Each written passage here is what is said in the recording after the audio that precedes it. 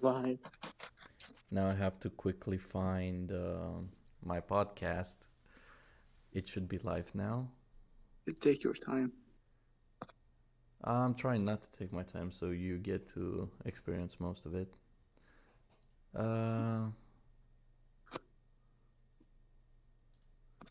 My channel, hopefully. Yeah, there we go. To quickly find.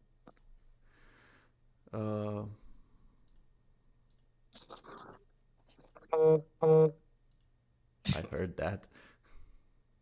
The fucking vibration. Pop-up chat, there we go. Control A, Control C.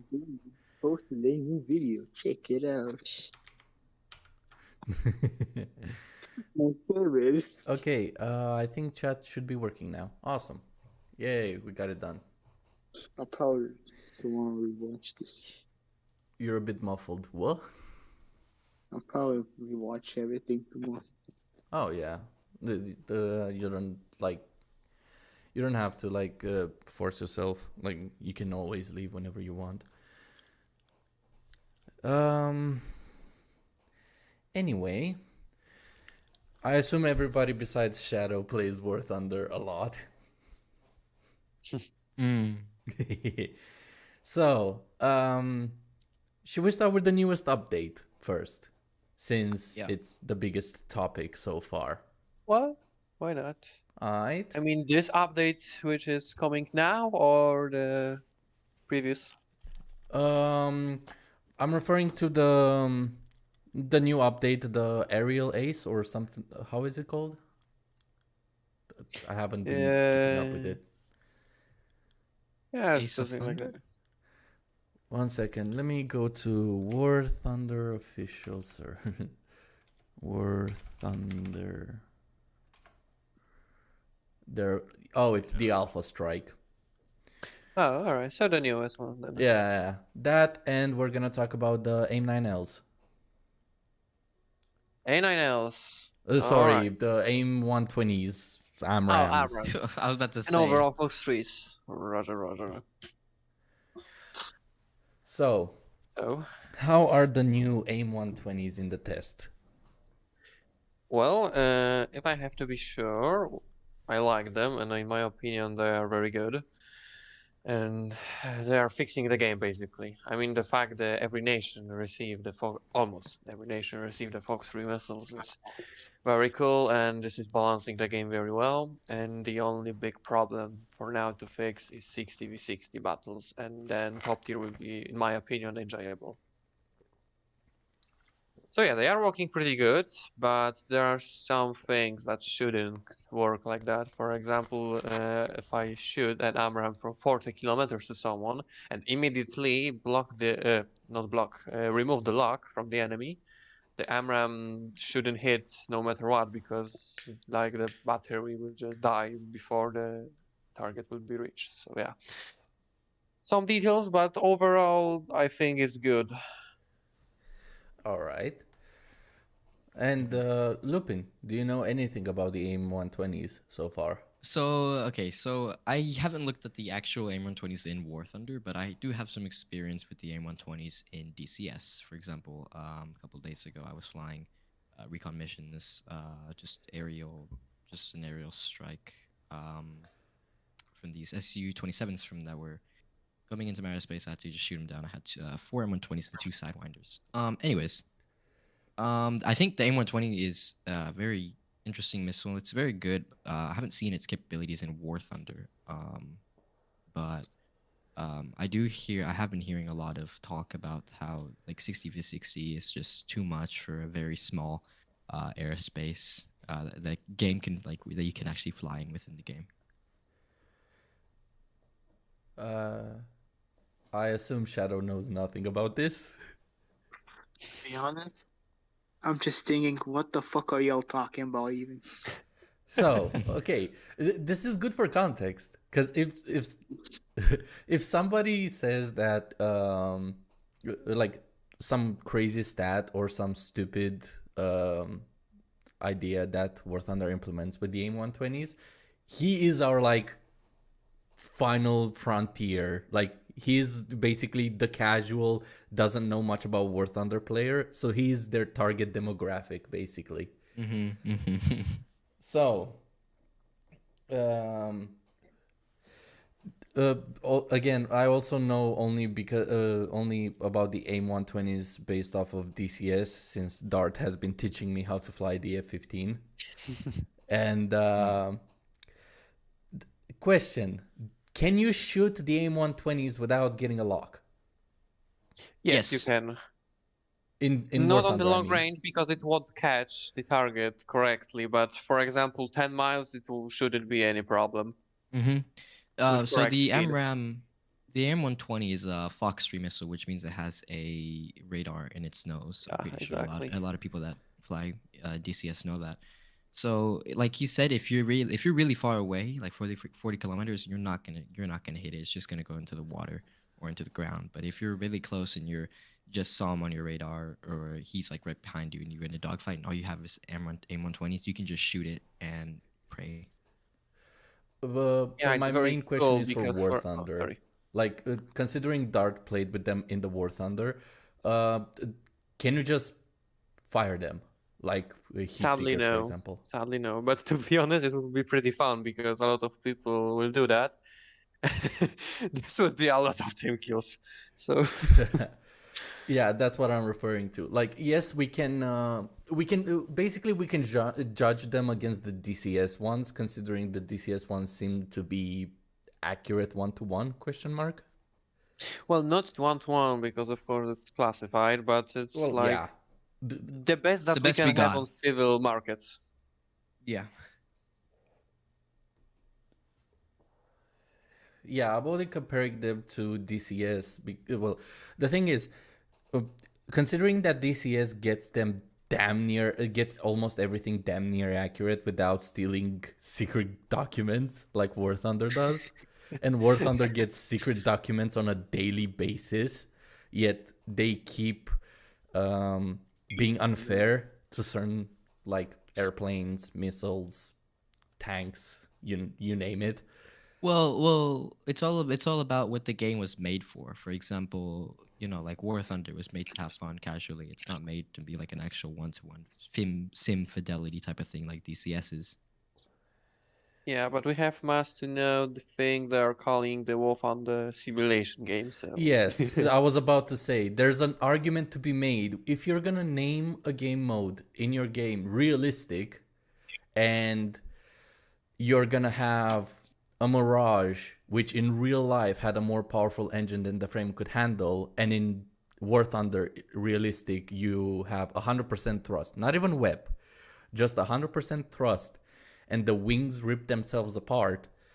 If they're gonna go to that extent with realism on certain aircrafts, vehicles, missiles, you name it, they should constantly maintain realism because that's real life balance. The thing is, I'm not even speaking about the game modes in the game, but if you turn on the launcher, there is a, let me quote, iconic military vehicle simulation game. This is basically their banner that they are using on the launcher. So, so yeah. Yeah, but it's still, the game mode is called realistic, and then you also have a game mode which is called simulation, which is basically realistic with fake difficulty, I would call it. With Pierce View. I would really Different by simulation is really fake difficulty. You don't Well, like think about it. what? Think about it this way: you won't have like 12-year-olds just wanting to like learn how to turn on an aircraft, wait for the INS to align and stuff like that. You just want to. Yeah. It doesn't even W have and to do go. the turn on aircraft. Just realistic does this well. You start from the fucking airfield. That's fair enough. Like, if the aircraft itself behaves realistically, the weapons behave realistically, the fuel behaves realistically, and all of that, like the physics, the aircraft, all that detail that they put in the realistic mode, yet they also give a shit to be consistent with it, I will be fine. Like, yes, DCS takes it to the 11th degree. However, War Thunder does sell realistic as quote unquote realistic. That's the whole point of the game mode. Leo's calling false advertisement. Well, yeah, it is false advertisement. It's no different than the Watch Dogs. If you guys remember, the first Watch Dogs at E3 had amazing graphics, had a lot more detail when it came to what you can interact with your phone and hack, and the combat. They didn't show much combat, but it showed a little bit of combat, which was more realistic or much more refined than what the game actually offered. And on release, you had shitty graphics, well, shittier graphics, less options to hack. There was a big controversy for it. And to be fair, like, if you're gonna promise, No Man's Sky had the same issue. On before release, they promised us so much, and they offered us so little. So we like. Come on. If you're not gonna go for full realism when creating a game, don't say or don't call a game mode realistic. Call it hard mode or hardcore or anything else. Because the moment you classify it as realistic, you have to be realistic. Wouldn't you agree? What do you like? Okay, so you're saying that the aircraft should change, for example, like performance level, like the higher you get on like the difficulty rating. Well, that's the thing. You have arcade mode. At least become more what's it called? Consistent. Well, that's the thing. I would argue arcade mode in War Thunder is consistent because the only limit is the limit of the aircraft. As in, sure, your wings don't rip apart. Fair. And you have resupplying ammo, like missiles and guns and all that. So those are the only one, the few things that really, really affect the realistic part. Because if you compare arcade with realistic, the only difference is you can rip your wings apart. You cannot respawn your weapons mid-flight, and the aircraft is more realistic when it loses energy, when it turns. Like, you have limitations. The flaps, you can rip your flaps apart if you're not doing backflips. If you're turning sideways, yeah, you rip them apart with ease. But if you're doing a backflip, they don't rip apart compared to arcade. So, in a way, they raise the difficulty, but they call it realistic. So if you're gonna go by that standard, the name of it, you cannot go back and be like, okay, the F-14 radar is shit because it has to be balanced. The AIM-54s are shit because it has to be balanced. The F-15 doesn't have any form of like Fox 3 because it has to be balanced. Like the R-27s, they are broken beyond, or they are on par with the best American or like Swedish missiles, just because it has to be balanced. The M1 Abrams in ground is like renowned to be the worst tank you could ever play in top tier, and that's because they want to make the T-80 and the T-90 the best thing ever in like the gameplay. So yeah, it's really shady, bare minimum, to call it it's like to call it that. Shadow is really the best arbiter for this one. Shadow, if a game has a game mode called realistic, do you expect it to be realistic and not care about balancing, quote unquote? If the game is literally supposed to be realistic, then it has to be realistic. No Yeah. matter what. If it's called realistic, it has to be realistic. If it's not realistic, then you're just pretty much lying. And false, I guess. False, really? How can we put it? So, We can Leo, I kind have of compare this to like to ads, like false advertising, like saying, "Oh, this product will do that and that," but in reality, it does none of that. You know what I mean? Or no? yeah. Yep. So, Leo, I have a question. Yes. If you were working that with the people that made War Thunder, what would you suggest or what would you do to change with the problem? Okay. If I had the opportunity to work with Gaijin and give them like advice on how to balance the game and how to properly have the aircraft face each other without feeling unbalanced, I would make it in such a way that the BR system wouldn't cross tiers. That is one of the biggest fucking issues that I have with War Thunder, and it's not only top tier, it's throughout. I've had an argument with Neko about this twice. I was playing the bombers of top, or basically the end of tier 1. I call it tier 1 row 3. And I was facing against tier 2 row 1 or the middle row, which is unfair because the base stats of tier 2 row 1, which is the entry level tier 2 vehicles, they're outshining whatever the best thing out of tier 1 row 3 can handle. And I did this from tier 1, 2, 3, 4. We went through every one of them. So I compared the tier above, row 1 and row 3, with the tier below and the tier above. And there would be an exception of maybe one plane from the tier above would be below the most of the planes from the tier below in row 3. But that one specific plane is like shit for its tier in general. So it's not really a comparison with the tier below more than comparison with the tier it's in. Because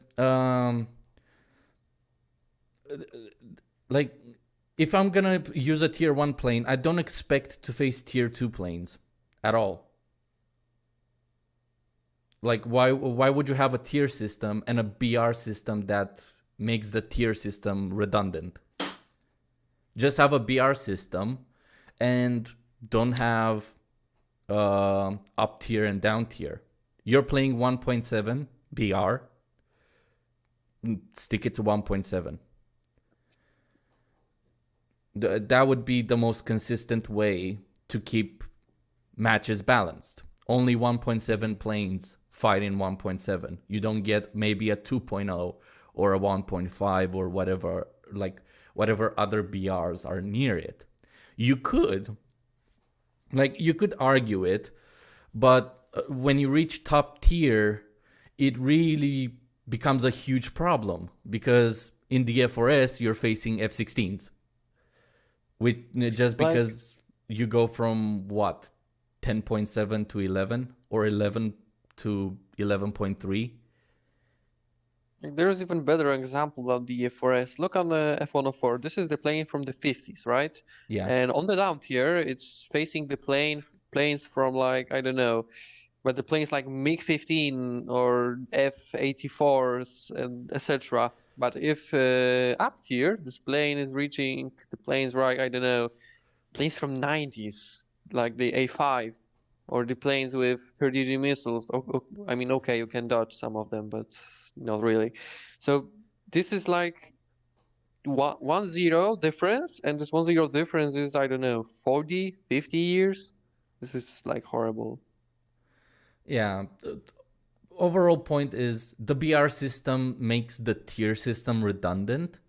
So either get rid of the tier system and just focus on the BR system mainly, or just follow the tier system and work the BR system to fit within those categories.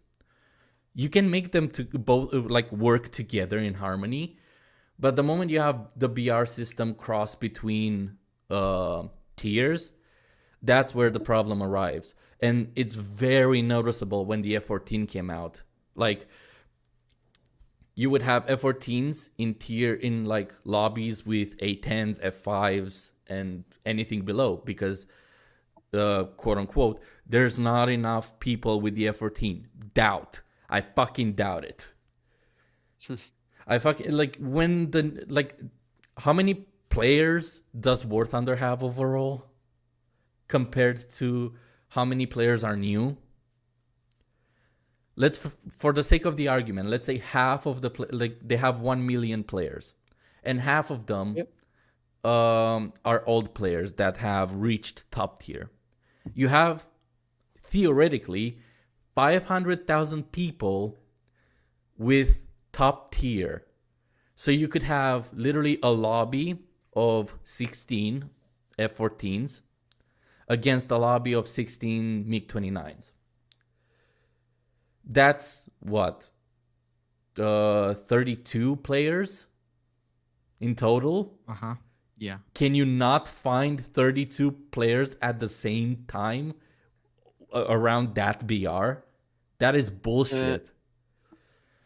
I mean, you remind me And, something, because I remember I was watching one statistic about how many % of the players have each tier, and I remember, like, I don't know, 1 year ago or something like that, only 2% of the players have the top tier in War Thunder. Something like that. Okay. And As I say, I just remember it. So yeah. let's use that as an example. 2%. What's the rough total player base of War Thunder? I can check real quick. Yeah. As Let's do of- some quick math. As of November Alright. 1st, 2022, War Thunder has registered over 70 million players. on 70 several million? platforms. Damn. In February 2024, War Thunder set a new record for over 250,000 concurrent players. Okay, so 2% out of 250,000. That's what? Around. Wait. So 100. So it's 2. No, wait, I'm stupid. You can also use a calculator. I guess. 150,000. Okay, so 150,000 people are top tier. Theoretically. We don't have the Correction, exact number. 250.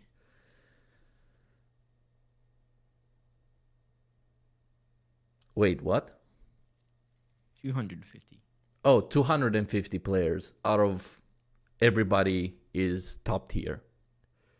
Yeah, and that would be 50,000. Wait, some along those lines. I don't know. Okay, I'm so retarded. let's go with 250 players. How many lobbies of 32 people can you have with that number? 7,812.5. Okay, 7,800. You need only 32 people in a full lobby of top tier. What the fuck? Like, you have 7,000 people that are top tier. Let's say they're not all online. We can narrow it down to 250. Hell, we can narrow it down. Let's say the lowest number ever possible is around 100 people. Because anything below would be absurd. Like, only 50 people at once play top tier. That is insane to think about in general. So let's go with 100. The lowest possible I will accept is 100, because there's no way it's below 100 people at the same time playing War Thunder. So Like that.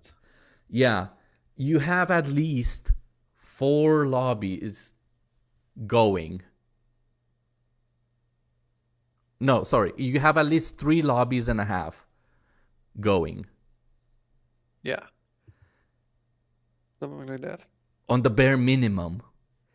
Yet they added F-15, F-14. Like, the only reason why the numbers would be below is that the aircraft is not good. Exactly. Anyway, that is one of the fucking first issues I would deal with. The second issue I would deal with is make the plane as accurate as you fucking can and either focus on BR system or realism. Like in arcade, you can focus on BR system to have it balanced for casual players. But if you're gonna have a realistic mode, follow the fucking year. 60s, these vehicles. 70s, these vehicles. 80s, these vehicles. It's not that. The thing is, the solution is right there. And people can argue, oh, it's too difficult for planes from the start of the 60s against the end of the 60s. Like, okay, welcome to, like, it's realistic. That's kind of the fucking point of it. In real life, you would have, what, F-15 against MiG-29? MiG-23. Yeah. 23. And maybe 25s. Yeah. Like, it's, like, the fuck more do you want? It's called realistic, so just be realistic. Either that or call it hardcore and have the shitty BR balancing you have now. And it would fit, unironically. The BR system, the way it is right now, it would fit realistic mode, like the realistic game mode, if you just called it hardcore mode. And then you have simulation be called realistic, as in you have no names, you're forced to first person, and basically you don't make many changes. I played simulation a couple times and I found it fucking retarded, because there's no way for you to find out which is your ally and which is not. You don't have IFF. And the other problem is that you are facing the same planes but with other nations, and you have absolutely no chance to see which nation is the plane you are facing. By the time at you the actually beginning. see the fucking flag on the thing, you already either shot your missile or you're too close and you're getting shot down. Exactly.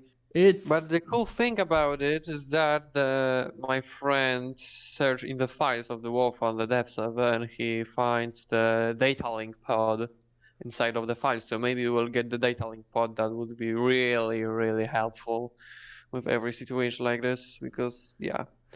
Well, in short, it will be even possible to shoot the missile 180 degrees behind you with data link. Okay, So, yeah. fair enough. But yeah, So- I would either change the names of the game modes to be accurate, or I would change the way the game is balanced based on the name. Yeah. Yeah, that would would do be the same. my second change. And the most important one is be fucking accurate. If America is better than Russia because they're a Russian developer team, everybody and their mother knows this that plays War Thunder, don't show Russian bias. Or if you do show Russian bias, at least be fair with it in the time period it was. For example, World War II. There should be German bias and Russian bias because America wasn't doing so fine and dandy during the World War II era. We can all fucking agree on it. Well, DCS is Russian. Yeah, and this is a very good example of like the of them non-biased being game. fair. Exactly. No, For but they're not being example, fair. They're being realistic. Exactly. Yeah, and the that's thing is, what I for mean by example, being fair. If you do a fight between F-16C with AMRAAMs and the Su-27 in War Thunder, I mean F-16 and Su-27 in War Thunder, but Su-27 have the R-27s, you will see it's pretty hard for the F-16 to actually win this fight. You have to dodge, you have to do a lot of stuff to not get hit. The Su-27 can just dodge this AMRAAM as it wants. But in DCS, it's totally different because you can just turn 90 degrees and these missiles go fucking nowhere. And you can just kill the... I mean, the thing is, even in my example, if I do a training, for example, I want to do a training with the AMRAAMs against something, I spawned 5 Su-27s in front of me to just shoot them all at the same time with the track-wide scan, and bye-bye, it's over. And then War Thunder, nah. You don't even have those. You have AIM 7Ms. Those are the best the F-15 has. I have the AIM-7Ms on the F-16C, but the bad news is the F-16C never used the AIM-7s. Oh, That's the God. bad news. Yeah, those would be the bare minimum changes I would make to the game. I would just tell them, fucking be realistic or be fair. Come on. Either make the game Yeah. for casuals or stick to what the fuck you're saying. You're calling this realistic game mode, which is just arcade with hard mode on. Yeah. And then you have simulation, which arguably should have turning on your vehicle, taking off with taxiways, having air control, all of that shit. It's simulation. It's in the fucking name. Like, come on. Yeah. Also, the R27 going Mach 5.8 is also very realistic, as we can all know. Another major change I would actually make is don't release top tier planes for Russia and America and then adding them to other countries just to like allow other people to get to them faster, so there's a larger player base to like make lobbies out of. Like, It's their fault if they're Swedish. no, come on. Like, if I'm gonna add, let's say, F-15, Su-27, I might as well add the Gripen with them. I might as well add whatever the fuck Israeli had. They have the Lavi, something like this. Yeah, then I'll go to Italy and be like, okay, what's the best plane they had during this era? F-104. Okay. But no, that's the thing. If Italy during that period had an F-15 or an F-14, let's say, I would add the F-14 for the fucking Italy to balance it out. Yes, F-14 will suck in that lobby, but at the end of the day, it's a much later version of the F-14. It's an Italy version of the F-14, and it gives them a chance to actually play in top tier. True top tier. Instead of getting like an F-16 that's possibly happened. Again, this is all based on realistic, and the only issue is that War Thunder community shits on anybody that plays arcade, which is stupid. Because arcade, yeah. What's the issue with arcade? It's just a different game mode. It's a different preference. The same way they prefer realistic, I prefer arcade, for example. Hell, I prefer arcade in general over realistic because I don't have to sweat for fucking 30 minutes, like flying 10 minutes to maybe get shot down and then have to wait for like my crew to get back. Yeah. They would argue, oh, arcade, it's too easy, it's for peasants, it's not the true War Thunder experience. And by that, I would ask, what is the true War Thunder experience? Flying 10 minutes for 5 minutes straight or to the side and then getting hit by a random missile? Like, come on. Yeah, it's... Yeah. If you're gonna argue preferences, accept what the other opposition tells you. But if you're gonna try to argue objectively why realistic is better than arcade, the only thing you can say is you're getting much more experience and money out of it. Mm-hmm. But you also have to accept that it's much harder for the casual player, which is the argument of why they're not making planes realistic. So you're shooting yourself in the foot there. The BR is the BR system is different for arcade and realistic, which is also fucking stupid. I can hear the scratching of the beard. Not the beard, but the back of my head. I'm like, really? Yeah. Yeah, there's a lot of fucking issues with War Thunder. Yeah. So that covers the AIM-120s, I guess. Should we talk about the new update, the Alpha Strike? Now, Well, I can. yeah, let's cover that first before we get into the nitty-gritty of why War Thunder sucks. Before we get to that, it's more like a teaser. We're gonna get to it. So, the Alpha Strike. How much do you guys actually know about these planes that they're adding? Well, I know almost every that is announced for now, and I'm pretty mad because of it. Like, people always want the F-20, right? The F-20 is, and of course, the upgraded F-5, and people love it because of very cool concept, is a different F-16, etc., etc. And what Gaijin do? Add it as a fucking premium for $75, which means you can buy the cheap for the less money. You can buy F4E in DCS or F16 in DCS, which is more advanced than the. You mean full F15? Thank you. The Also, F15 right now is the F15 in DCS is $50. The F15 in DCS is more advanced than the whole War Thunder, so. Yeah. Oh yeah, another And it's cool still thing that cheaper. DCS has, you can have a co-pilot. Exactly! You can have You a can Rio and a Wizzo. You can eject him! Like in F14. Rio Jettison. Yeah. You can arm your master arm. Exactly!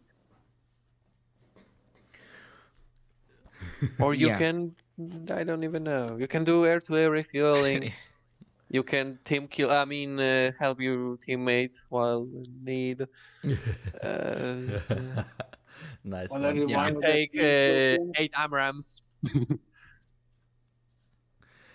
Yeah.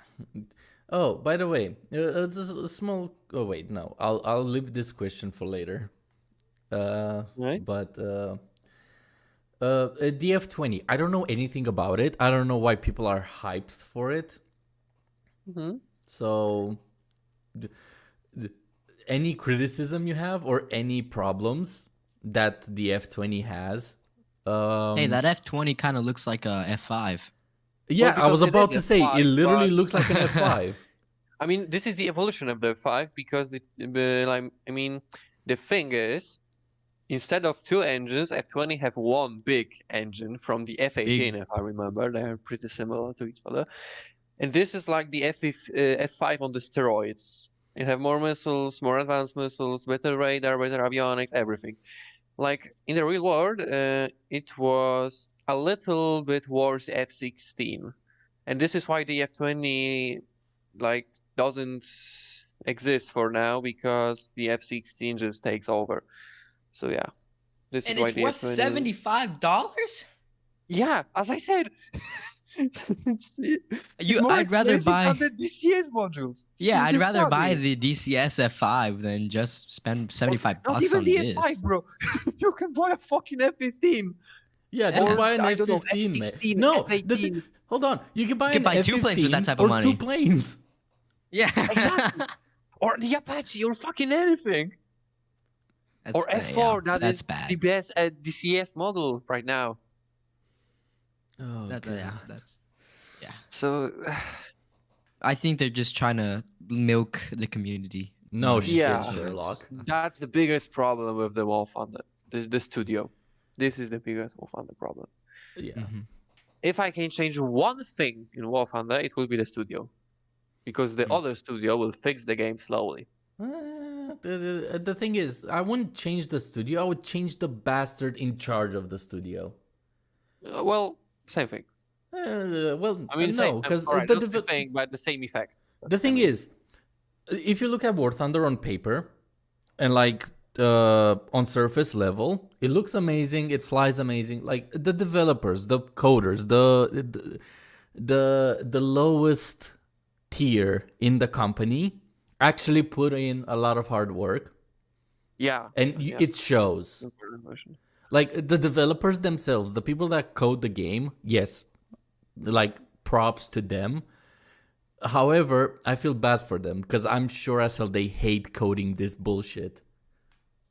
Well, I don't. Wait. I remember once somebody tells me in the gaijin somebody wants to pay the like people for like doing the game, paying them in golden eagles instead of real money. So you know. What? Yeah. Get the I mean, it's not checked information, but I heard that. So, if it's true, well, how could you tell? And you're begging $75 for F5 on F5 steroids. with but different textures, basically. Yeah, I mean, the thing but, is, the and you can't F20 even have. pay your employees. I mean, the F20 have the awesome flight model right now. Oh God, look, I'm pulling 40 Gs in R8 fight and still going 900 kilometers per hour without losing a speed. Oh, how cool! People buy me, and I guess after the update, it will be nerfed really quick. yeah. Because Oh, this is every the aircraft. strategy. They are making the plane very good to make people, oh, let's buy it, it's super good. And yeah, after some time, they are just nerfing it. So There's a scubbier tactic they have, yeah. which is the mouse, the German tank. They have it on only for a specific period of time of the year, and you can either buy it then, or you unlock it through the Gaijin market. My favorite market. Jesus fucking Christ, the shit on the Gaijin market. You might as well fucking like hack the fucking game. Oh, So on for the those who Gaijin don't market- know, one Gaijin coin is literally €1, and shit goes for like thousands Gaijin coins on that shit. Well, I can buy the whole DCS shop with that. Yeah. Wait, I think you can even buy a fucking game development team with that. Like, let's combine all the money, or let's say a total cost of the whole Gaijin market would buy you a game development company and the rights to the classified documentation that you need for the fucking planes. Bro, for that money, you can buy a fucking real F-16. So what do you mean? Yeah, exactly. Like, what the fuck? Give me the fucking F-16. Bruh. Oh yeah, quick question. Back on topic with the F20. What's the best missiles on it? A9Ls and AIM-7Fs, if I remember. In War Thunder, I don't remember in real life, but I heard No. We're talking somewhere- War Thunder. Okay. So AIM-7s and A9Ls. And it's 12.0. What the fuck? What the fuck? Oh god. What the Wait, fucking what else they're actual adding fuck? besides the F20? And the Alpha Jets for the Germany and France.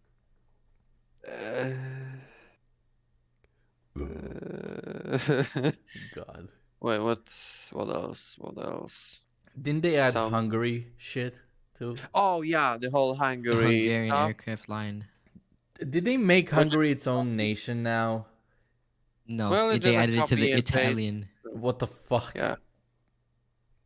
They added it to the Italian aircraft tree in the next major. Yeah, now Italian Yeah. text tree is twice as big as.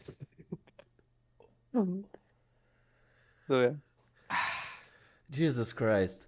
You know, oh, fuck's sake. Oh, fuck. I don't even know. Like, what else did they add? So they added Hungary shit in Italian Tech Tree logic there. They added the F20. What else did they add besides the ground stuff? Alpha AMRAM. Jet. No.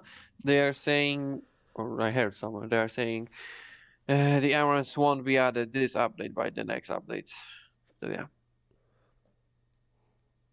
We have to wait, sadly. Thankfully. Because if they added the AMRAMs as well in this update, holy shit, the balancing system would fucking kill itself. To be honest, it's much more enjoyable for me to play 60v60 with Fox trees, or besides like the current state of the game. Well, yeah, because you With have missiles M7. that actually fucking work. I mean, every nation have them, not only Russia. Well, So no. My argument is that the missiles actually fucking function, not that they're top tier or whatever the hell. yeah, On any nation. you just don't feel this Russian dominance anymore.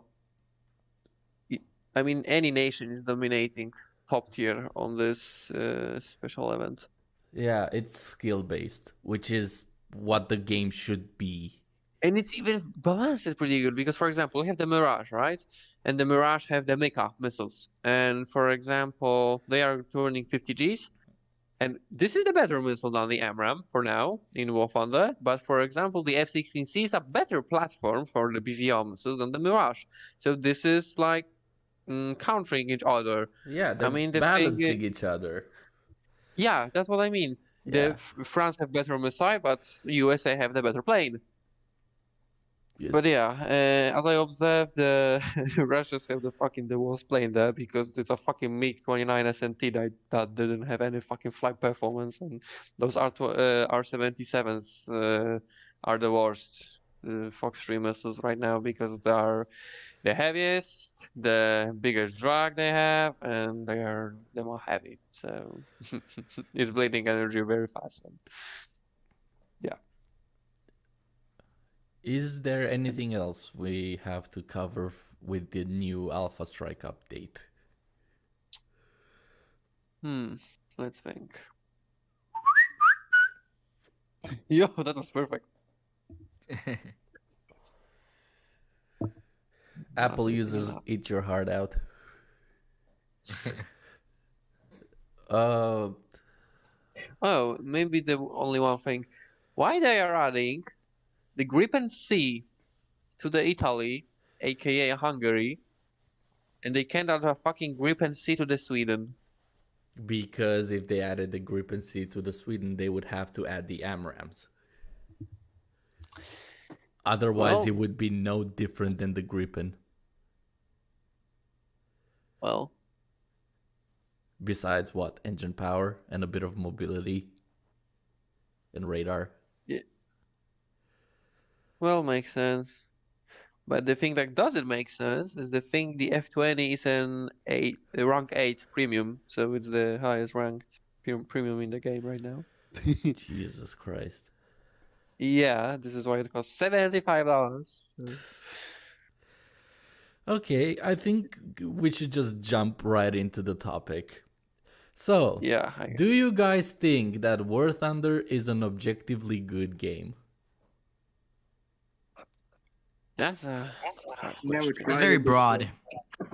No. It's not broad. It's quite a simple question. I don't know. I'm scared about questions. Questions scare me like how women scare me. So, Well, okay, which- I'll which bite is the the- bullet first. I'm gonna argue till the death that War Thunder is an objectively horrible game.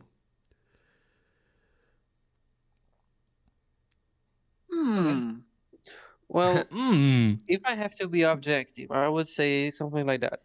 So, I'm playing the War Thunder for very long, and I enjoy it myself because I don't know, I have a lot of hours in it, and I know how to play basically. So I enjoy it a lot. But I see a lot of problems with this game, right? This game isn't perfect, of course, and there's a lot of problems with it. If you're not And if I try to imagine myself as a new player, I would quit this game, to be honest. So sadly, I have to agree with you, Leo. It's, in my opinion, also a bad yeah, game. we can also start with the opinions. Like we can like okay, let's rewind a bit. Do you guys like War Thunder? That is Yes. the subjective version of this I question. think it's an alright casual game. Yes, I will agree. I love War Thunder to some extent, personally. But the fact that it's a good game, I would have to, like what Leo said. It's not a good game. It's just it's fun to play. Yeah. Can't answer it. Like, kinda, not really. But it's kind of weird what I said, but yeah. Oh no, it's actually on point. It's accurate and dang on point. Like you couldn't have you couldn't have sentenced that even like any way better. Yeah, exactly. Now I guess the it's arbiter of enjoyable, this. What? but bad. No, I'm just saying the same thing. Now the arbiter of this and the most, I would argue, the most important judgment comes from Shadow, a person that hasn't played War Thunder, but from what I assume, he would like to play since we're all playing it a lot. Obviously. All right. So Shadow, do you like War Thunder? So you're asking me if I like a game that I've never played but only heard about. Yeah, based on what you saw. Well, for example, like you saw my videos. I assume you saw Dart's videos. Most likely, you've seen videos on YouTube of people playing War Thunder. In general, like this is your feelings. Like you shouldn't be afraid to say I like it or I love it, because again, it's your opinion, so we cannot really prove you wrong on loving something or hating. What are your first impressions of War Thunder? Yeah. I wouldn't say it's bad. Kind of. Oh no. That's not the question yet. We will get to that question. The main question is, what do you feel about it? I'm kind of interested to play it, actually. Fair enough. It's not really just graphics or anything. It's just the gameplay is kind of interesting. I've never played really games that. Well, how can I say this? We have werewolves that literally kill each other. How can I explain this really? It's more like when you will get a PC, would you download it and play it? I would try it, and I would see if I would like it. I can't really say if Fair enough. It's just that or not. So. The only reason why I'm asking you this first is because you are the target demographic. People that don't play War Thunder, they see what War Thunder is, and they're trying to lure people in. Yeah, that kind of sounds sketchy, doesn't it now? Yeah, like you get tanks, you get airplanes, you get boats. Jesus Christ. You can get the F5 on steroids. No, but when you no, download the game, no, let's not it's get into $80. The idea that you can have a military jet or like a military tank. Leo in a minivan. Hey, wanna play War Thunder? Jesus Christ. But yeah. So you think it's interesting. All right. Would you argue it's a good quality game or a bad quality game based on what you've heard so far? Well, since I only seen it, I would say pretty good. Okay. Would you like to defend that throughout this discussion? Well, not really. I didn't play the game. What do you want me to do? Well, Okay, fair enough. Fair enough. Considering you haven't played it, you cannot really fully defend it that it's a good game or not. I guess you could have tried based on what you know of it. Like, there are arguments to be made for War Thunder. Like, it has a lot of planes. It has a lot. Like, it offers a huge variety of vehicles. All I can say is that trying it out for yourself would be a better option. If you're interested about military vehicles or planes, etc., I would say go for it. Who knows? Maybe you will like it. That's really all. I can't really defend a game that I never played, only seen it with my eyes.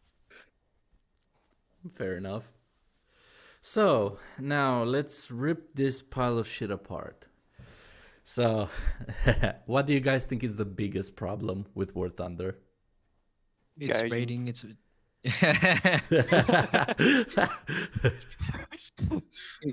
I would argue it loses Oh, 1,000 points of goodwill by being paid to win in the first place. real. equals to gauging.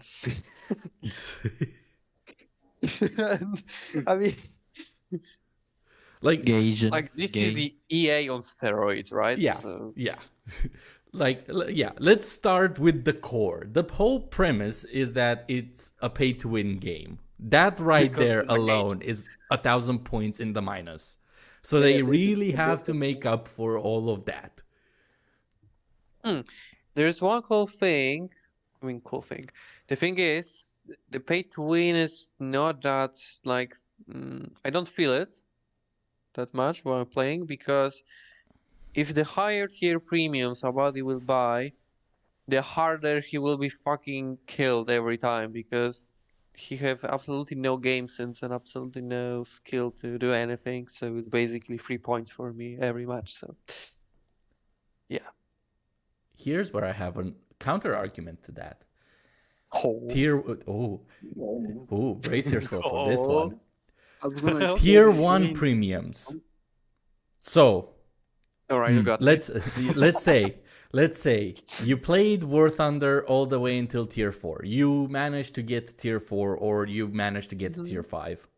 You can argue a player that reached tier 4 and 5 learned enough of the game to know how to play it. Can we agree on that one? Yep. Okay. So, picture a tier 4 person or a tier 5 person buying a tier 1 premium and just abusing that to reach to top tier. Because, Well, all right. I see your point now. But the thing is, I didn't precise my statement correctly. no, but you know, I mean, I that's the forget about thing. the vehicles itself, because, for example, if somebody don't know how to play the F20, while the F20 will be very good plane, all right, that's a good point. But for example, if the plane is not that OP, it's not the pay to win. But if the plane is OP, for example, I don't know, OP premium, SU9, yeah, if I remember, SU11, I don't remember. I don't remember exactly. Then yes. I would then- argue the A10. Like, I can play All devil's right, advocate yeah, for this. yeah. Yeah, I will play the devil's advocate for this. The least egregious and the most profitable pay to win is the A10.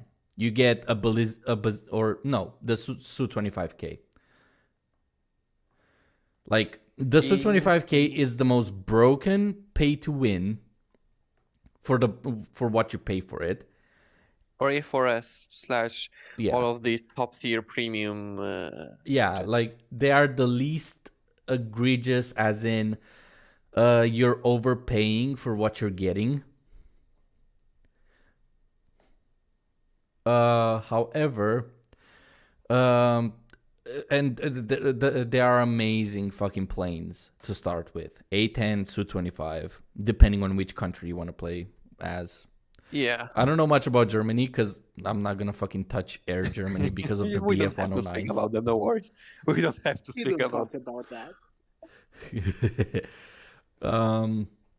But yeah, the least egregious pay to win is A10s to 25K. You pay a decent amount of money for an amazing jet.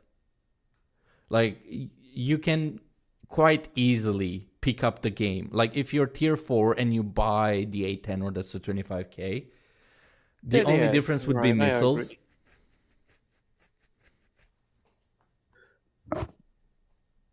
Then yes, then you are right. But for example, the top tier premium is like somebody new won't be good at all. Yeah, And I do we agree with saw that a one. lot of dudes that have, for example, F4S. 30 kills and 200 deaths on the F4S. F4S. Like Yeah. the Or MiG-23 so MLD. many. Not the MLD.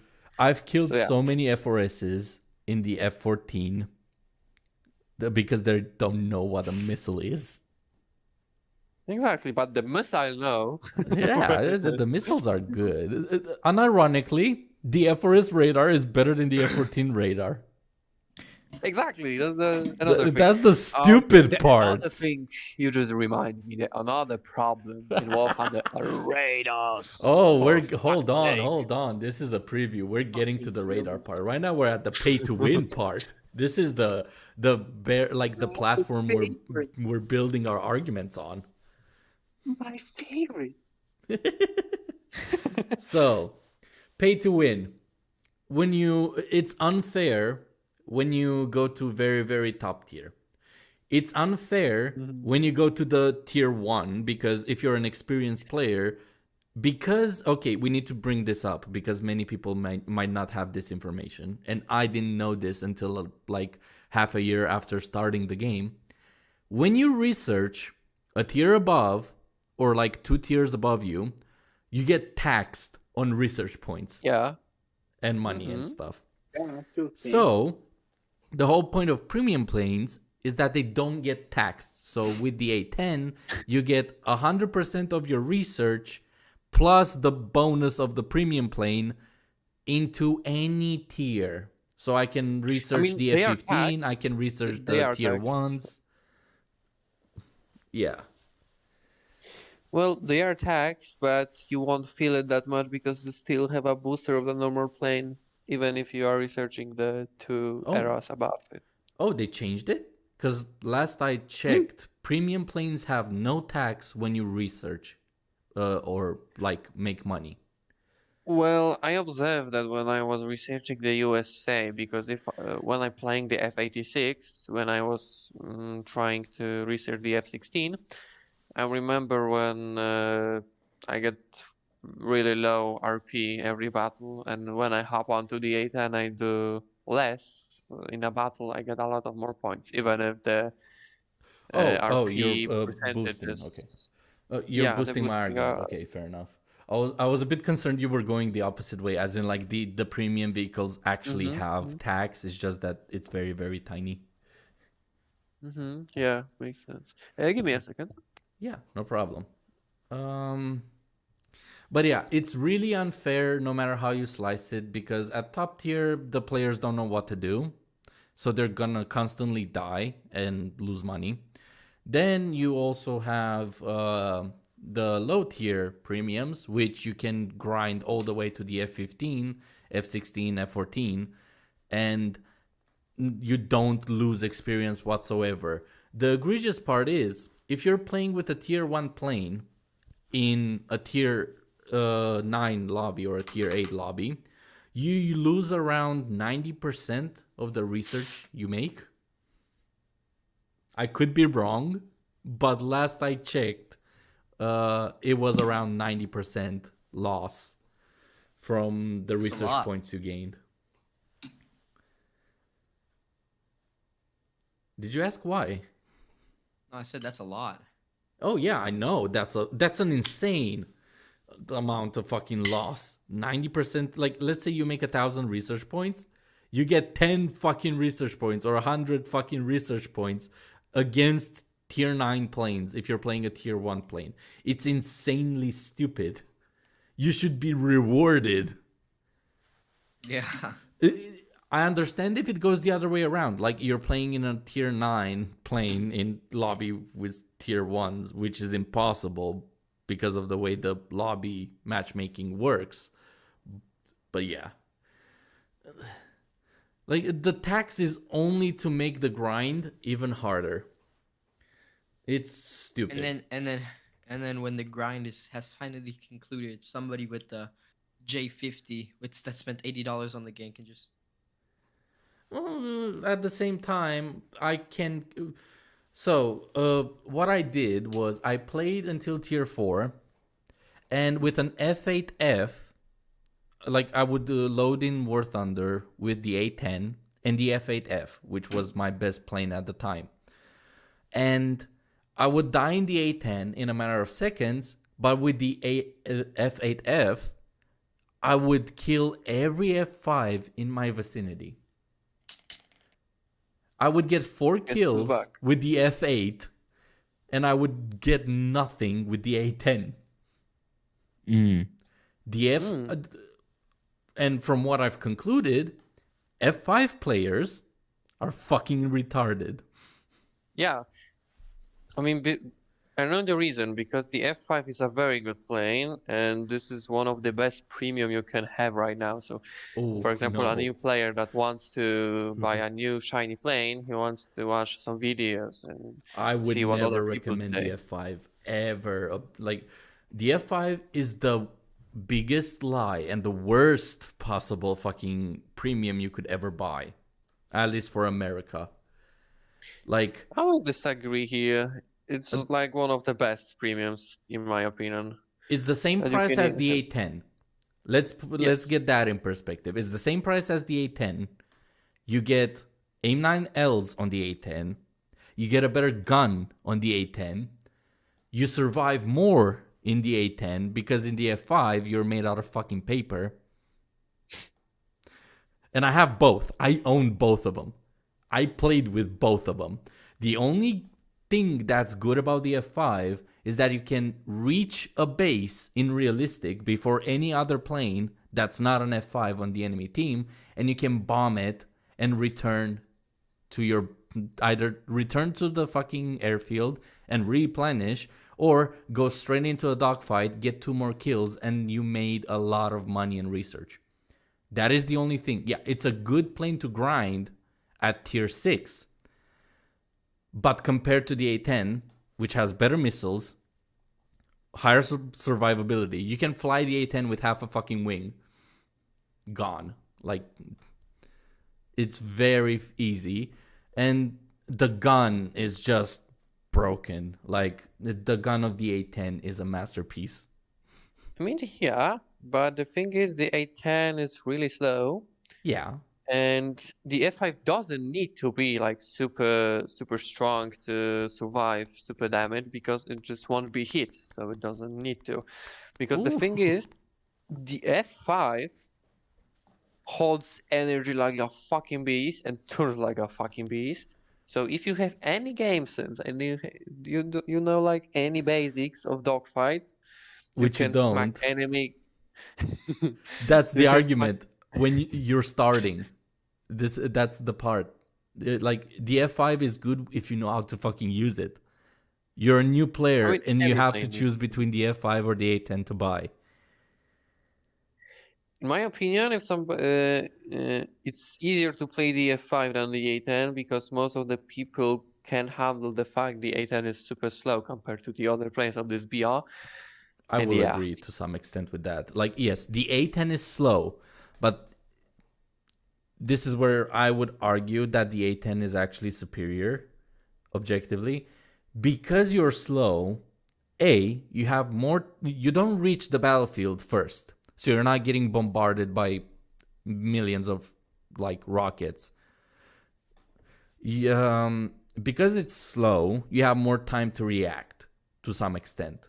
You don't have 2 milliseconds, you have maybe a minute or half a minute to react to something.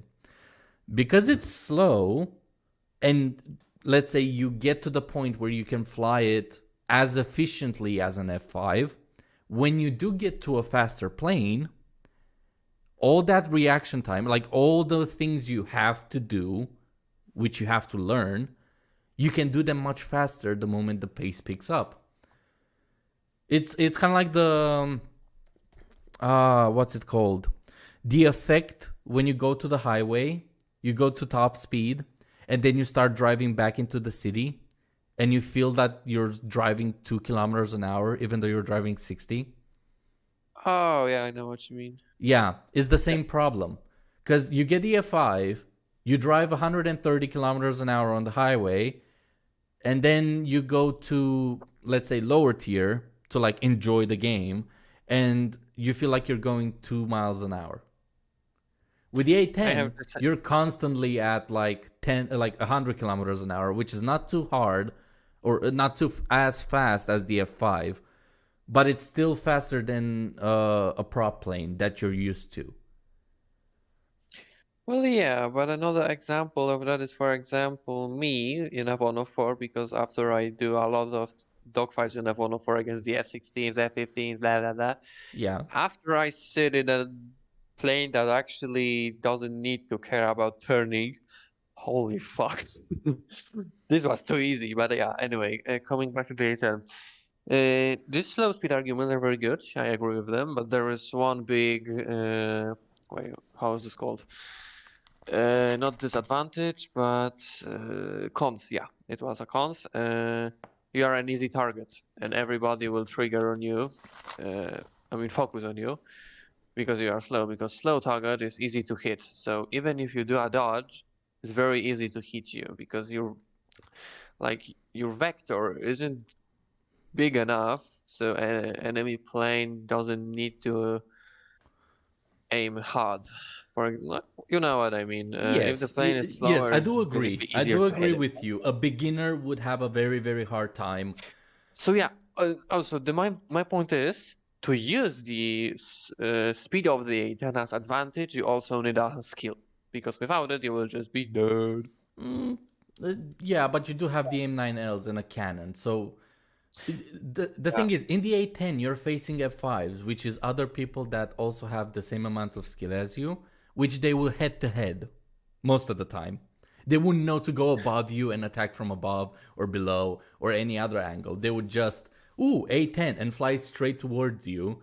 And around 3 kilometers with the A10 or 5 kilometers with the A10, you just point your cursor towards them and you're in a head to head. Because they don't know the firepower of an A10 gun, they would just think, oh, it's just gonna fire. And the gun of the F5 is good, not compared with the A10 though. Yep. Yeah, it's really situational based. However, let's say both players have zero skill. Most likely they will end up in a head-to-head. And that's where the A10 shines. Yeah, I agree here. Yeah. But uh, I can now say my statement about those planes, like the final statement about it. Yeah, sure. So, A10 is much better for the new players, and it's better grinder if you are new because you have a lot of flares. You are not in the middle of the flares, battle. You have the better missiles. You have a lot of ammunition to the gun. You can grind the ground targets, etc. But if you know what you're doing, you have, I don't know, 40 level or at least, I don't know, 500 hours or something like that, the F5 would be better because if you know the basics, the F5 shines because compared to the other planes from 10.3, F5 is really good. For example, you can smack any MiG-21 if you know anything about dogfighting. What other planes there are? Let me think. I totally lose my mind. What planes are other than 10.3? Su-25K? Oh yeah, the Su-25 is also a very easy thing to kill. If you know what you're doing, you can just... Yeah, MiG-21 also. The MiG-19 sometimes when down-tiered. What else we have there? You don't see many other planes as often, though. That's the weird part, because in those lobbies, it's usually F5s, A10s, Su-25s. Yeah, the MiG-21s, the generic premium stuff. That's tier 6. Like, yeah, maybe you will have an F3 or an actual F5 from the tech tree. Or F8. There's an F8, SU70s, Yeah. some F104s. Oh yeah, that too. F1. And F5 is just the best of them. Like, it have very high speed, so almost any plane can run. You have awesome sustained turn rate, so you can outrate almost anything. You have very good energy retention, so you don't need to be worried about it. You have very good flaps that won't rip at any speed. The only cons is the A9s that it have, because those are E's, if I J's. remember. Yeah, the best ones from the premium at least, I think, is the J's or the E's. Yeah, there was the E's, I guess. And that's it, basically. The only missiles. That's the only thing. I will agree that the F5 is much easier to learn. It's a billion times easier to learn than an A10. And yeah, I agree with you. But as an A10 fucking nerd at this point, I've been playing with the A10 for 2 to 3 years now. If you master the A10, it's awesome. You can hold your own against a lot of fucking people. Like, the downsides of the A10 is that it's slow, and there's moments where if you turn too hard, the plane stops turning. In general, yeah. Like, but the thing is, you have the GAU 8, right? So I remember when I was pulling up, I have 0 speed. I start shooting with the GAU 8. Oh yeah, doing a backflips with her. So yeah. Oh yeah, another con is if you're pulling up while shooting the gun, you're not gonna fucking you're not getting that target.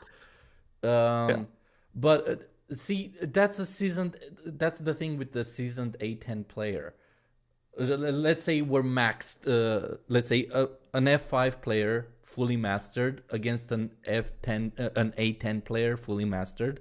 The A10 will win in most scenarios, that even in dogfights. Like, I dogfight with the fucking A10. And of course, this is based on my skill.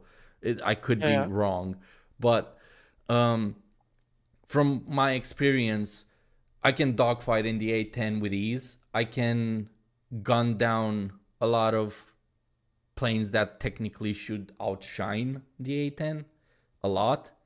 F5s, MiG-21s, F104s, like, they're chump change for an experienced A10 player. Like, if you learn how to use its weight shift and the gun to your advantage, if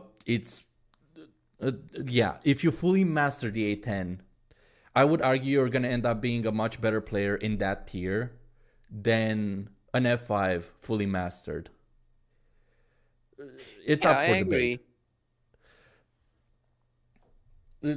For example, when I fought against Ninja, fully mastered A10 against a medium player with a Su-25K, like, full clear win for the A10. Yeah. Well, A10 is better overall. So. No, the Su-25K is literally the A10, but it's fast. It turns better. And it turns better? That's weird. It shouldn't. The Su-25K turns a lot better. What? Yes. Really? Yes. The Su-25K is the A10 on steroids. Well, from what I remember, Su-25 don't turn at all compared to the A10 in any game that I played. The thing is, in my 1v1 with Ninja, he's the dogfighting god. Like, I played against him in tier 4. When I first met Ninja, I played against him in tier 4. I thought I was the shit. He whooped my ass 6 ways from Sunday in prop lanes. And GG's. He's good at prop lanes. He's an amazing dogfighter in prop lanes. However, the moment I got him in a Su-25K and I was in the A10, yes, my A10 would turn much slower than him. That's why I would force him into situations where I had the advantage. I would head to head and then fly away to gain enough distance where I can turn and have enough time to actually get my gun on him, because he turns much faster than me. The first 5 to 10 minutes of our 1v1, it was a custom for fun. he would outturn me at any possible time. So when he got his guns on me, I would have like 5 centimeters on screen where my gun wasn't on him at all. So it could be Russian bias. It could be that the Su-25 is better. I don't know. That's the thing. I do not know. I'm only sharing my experience in that dogfighting segment. However, if you force a Su-25K in a favorable position for the A10, like a head-to-head or a missile fight, you win. Basically. But yeah, that's very interesting. Like, I remember the SU-25, it's a fucking brick no matter what.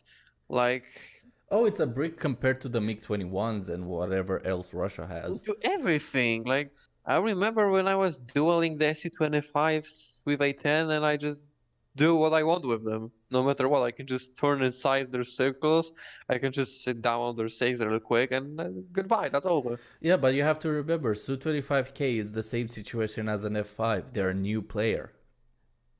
All right, if there's a new player, there's something different. So, Yeah. That's why I go for F5s and when I got Sky, his A10, I literally advised him, fight F5s and fight Su-25s. Kill them all because there's a 75% chance they're new and a 10% chance they're stupid. Yeah. I mean, every time when you see a premium play, you can assume he's stupid. Oh yeah, it's really visible in the F4S. Yeah, F4S, MiG-23, ML, F4J UK. But if I have to choose the one stupidest players in one specific premium, let me think a bit. Which bastards are the stupidest ones? Oh, it's hard to choose between them. Well, Oh God. while you Let me think think a about bit. it, we can ask Lupin can like come in and share his two cents. We will come Yeah, back to that's what a- you think is the worst one Yeah, if you yeah. find it. That's a good thing. So Lupin, the premium discussion. What do you think? The pay to win aspect. Okay, that's good. Wait, is Lupin still Thank here? you. Oh, Yes, I am still. okay. Do you have anything different, like arguments wise, or is it just gonna be the same? I feel like it's just gonna be the same if I add anything. It's if I add anything, it's gonna like circle back to what somebody else said earlier. I think you guys hit all the good points. Fair enough. Which is the pay to win is equal bad, which is what I will have taken. Yeah, out of it's that equal bad at conversation. high tier and low tier. At high tier, you see how stupid new players are and how much they still have to learn. And at low tier, you can really take advantage of that no tax on research and just grind your way through top tier. Yes. It's unfair no matter how you slice it, and that's why no matter what game it is, pay to win is a by default minus 1,000 points.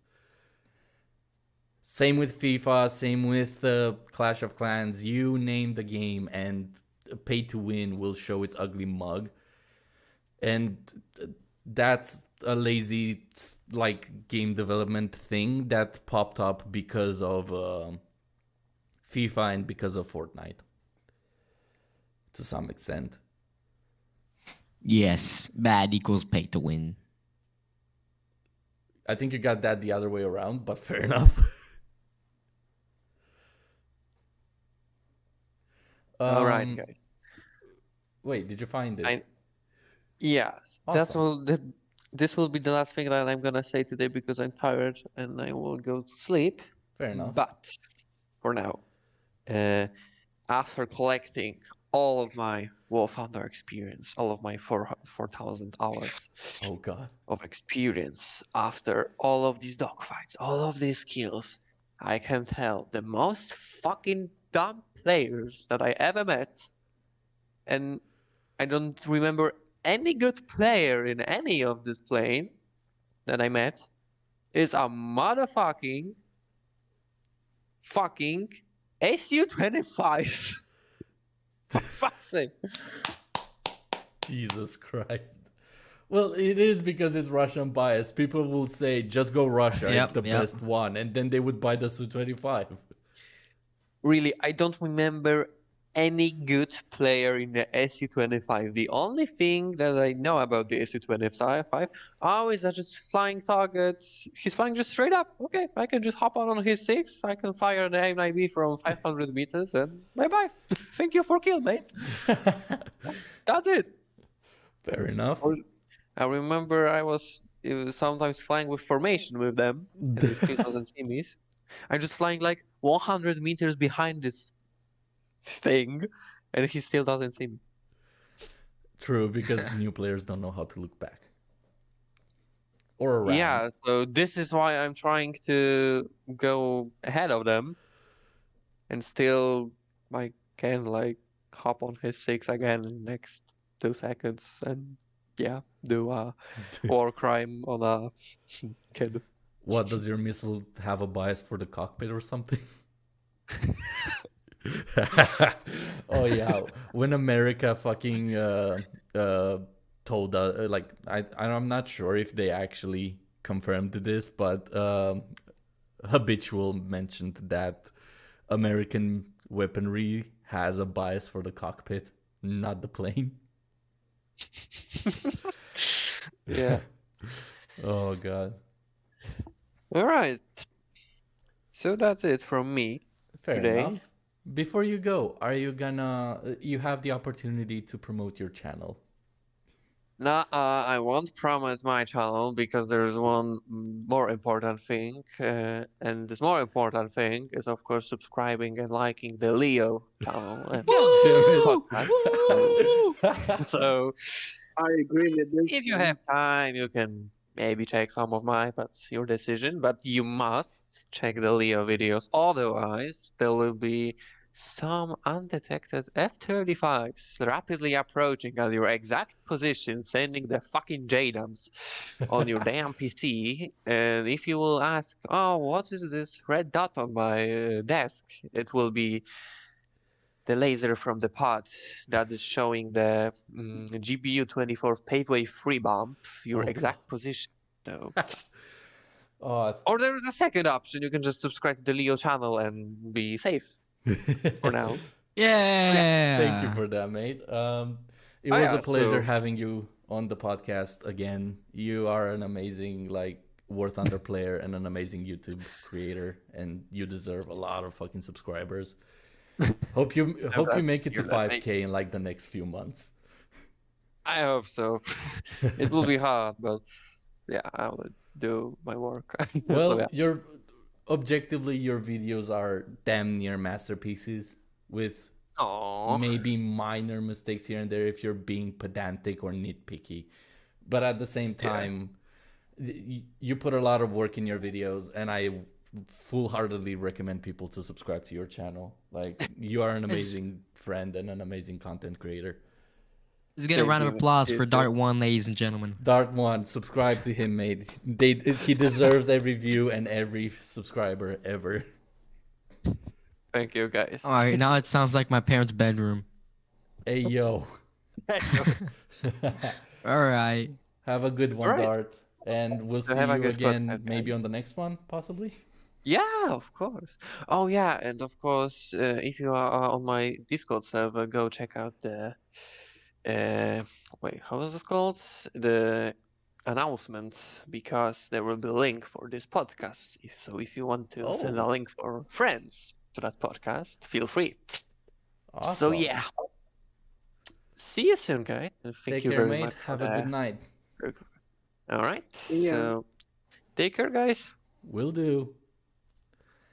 So, since we got the pay to win covered, since we have the pay to win covered, let's dive in to the other issues of War Thunder. By the way, Shadow, when you have to go, do let me know so we can give you a similar outro. Departure. Yeah, a similar departure. The thing is, it's kind of weird to give him a similar departure considering he doesn't do YouTube. But at the end of the day, Yeah, if but you what do is- start doing YouTube, your channel will be immediately linked. You don't have to. It's fine. Why not?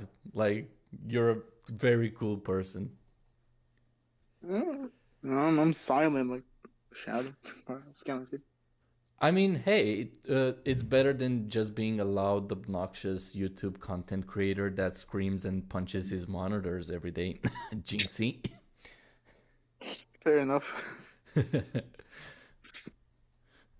Oh, Lupin deafened. Uh-oh. Oh, you have the soundboard off, Leo. Leo, you Yes, should have of heard it. course.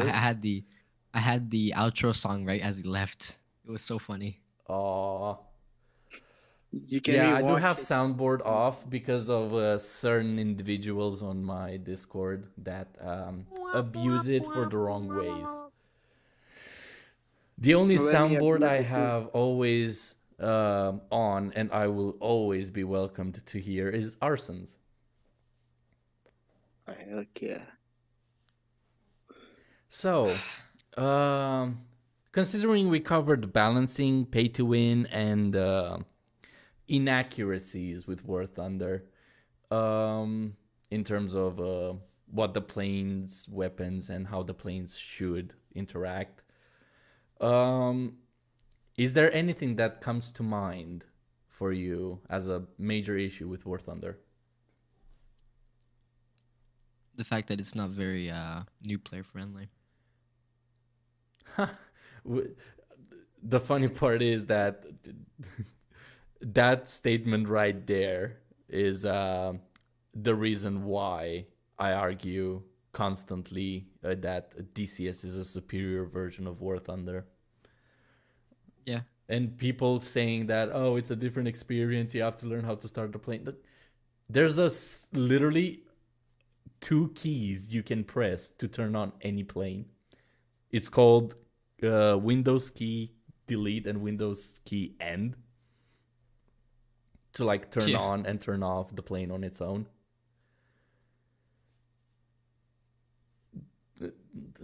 Is like, come It's on. not the same. The complaint that, oh, I have to learn how to turn on a plane. Like, what? You're spending it. I still have a cheat sheet on how to learn how to turn on the F-15. I know how to turn on the F-15. If you like, I can point you the buttons that you need to use. I just don't remember the order 1 to 1 yet. That's why I still have a cheat sheet. I got close to it. I can, like, the first half of the procedure, I got it down quite easily. But the overall complaint that, oh, it's too realistic. Well, you have a game mode called realistic and a game mode called simulation. So, yeah. Just because the standard of quality drops for quote-unquote casual players, which, let's be fucking honest, what casual player picks War Thunder for jets, which are like for like top tier jets? Because most people play the War Thunder for the F-16, F-14, F-15, you name it. Like, not many people know about War Thunder without at least being interested in planes or tanks or anything else.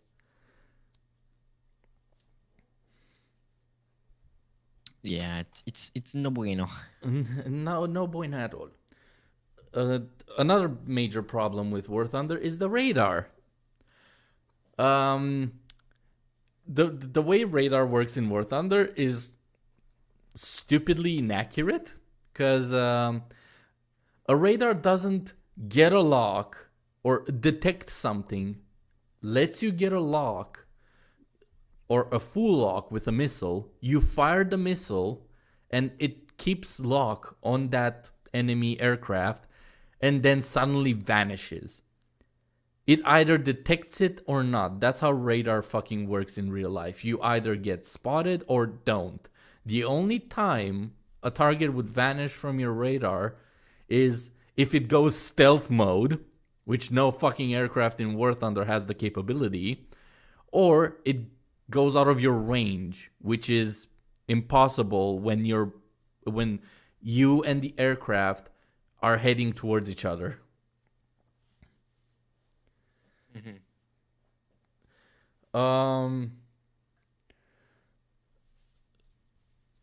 Another like major problem is with the ground to some extent. That again, unrealistic tiger like the Tiger tank. It's facing tanks that never existed during its lifespan. But at the same time, the argument of balance pops its ugly head again. Like it's either or. And you have the same thing. You have ground arcade, ground realistic. I don't think you have ground simulation because it's goddamn near impossible to play in first person with a tank.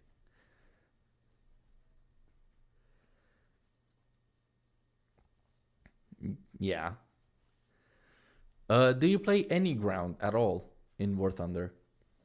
I mean, I do occasionally. Like I feel that the ground, like army type of thing for War Thunder is more new player friendly than the aircraft. Ooh, The I do agree with you. And hello, Cooley. What perfect timing. We just lost Cooley! we just lost our amazing friend Dart. He had to go because he was getting tired. And what amazing second. timing for you to arrive. Wait, 1 second. Hold on. Wait. Wait, hold on.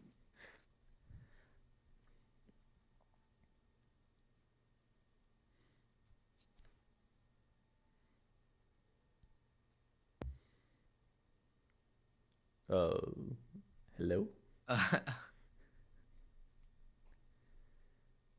Well, while Cooley is I'm back. welcome back. I'm here with our Dr. Pepper. So, before we continue with the War Thunder, breaking it apart and asking Cooley the important questions, before we start continue the argument, Lupin and Cooley here are Thunderbirds pilots for the VR chat version of the Thunderbirds, and I've been working with them recently to be their cameraman since they needed one. And they're an amazing group. You should really check them out and possibly join their aircraft crew. They're always I assume you're always looking for new pilots. Well, we have a full roster, but we are looking for ground crew, and we are possibly looking for backups for people who can't come all the time. True. Is the only reason why I'm mentioning it is because Buck is a bit unsatisfied with the quality of the air, like some of the people flying. So it's always nice to have people that really, really take it seriously and enjoy doing air stunts and it's slipping my tongue. Formation flying. Yeah. It's always nice to have, and I would always recommend to join their Discord server, fly with them, possibly, or at least attempt to apply for them. They're nice guys overall, and they do take this seriously because it is an official Thunderbirds thing.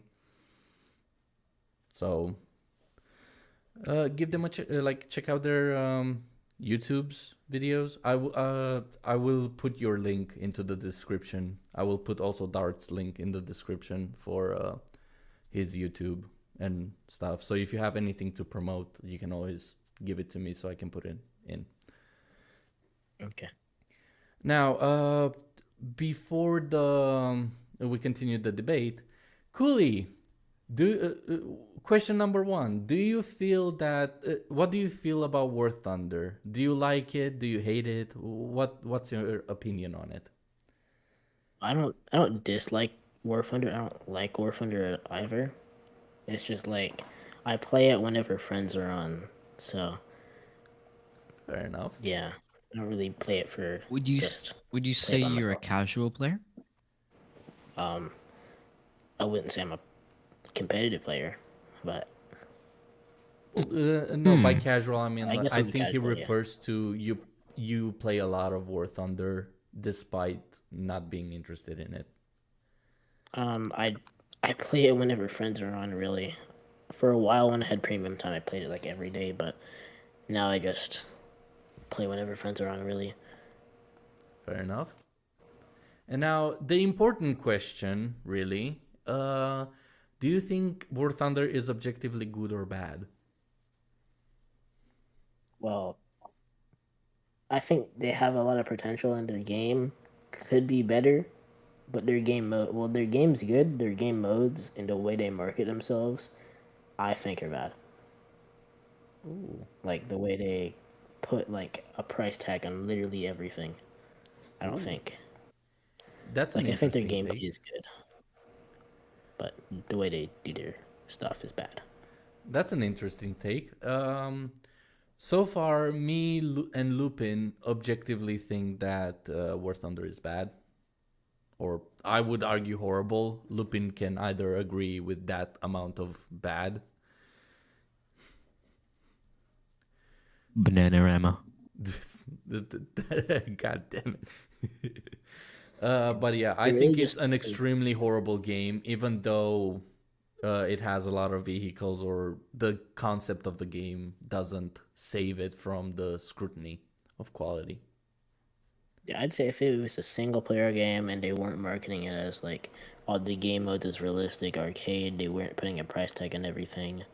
If they were like actually like maybe if it was a single player game or something and you can just really play whatever plane you want off the get go, like the game mechanics are good. It's just Fair what they're enough. doing with those game mechanics is not good in my opinion.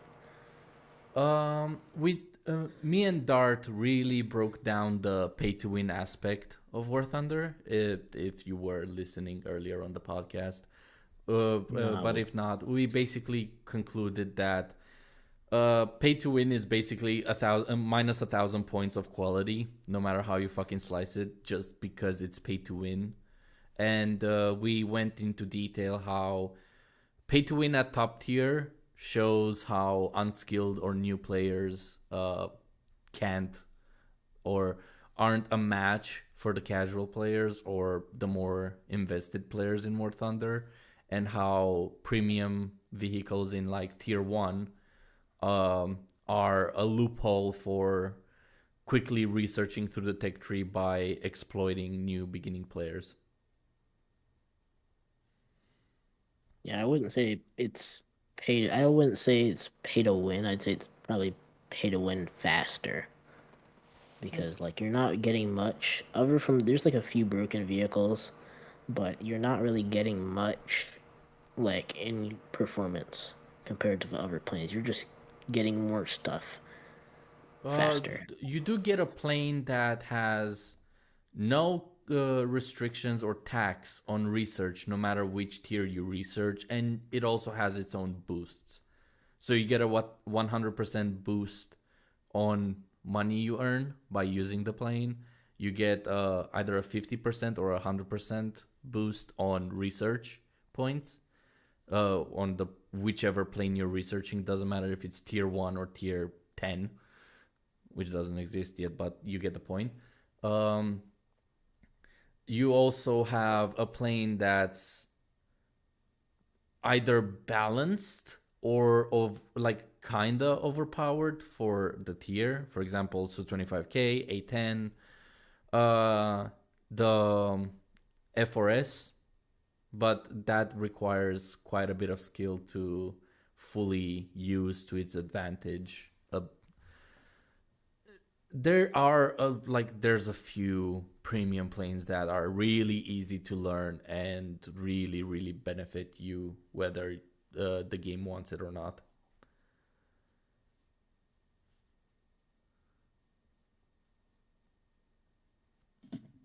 What are Because your thoughts on the Wendy's Baconator? the what? I never heard that in my life, and I never plan to Same. hear of it again. What's a Wendy's?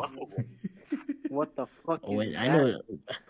Wait, a Wendy's? You don't know what a Wendy's is? I know. I'm just being a. I know. I've No, never wait, been wait, to a wait, wait, Wendy's wait. because that's only American thing. We don't have Wendy's here. In here. What the hell? We do have McDonald's, which is superior to the Burger King around here.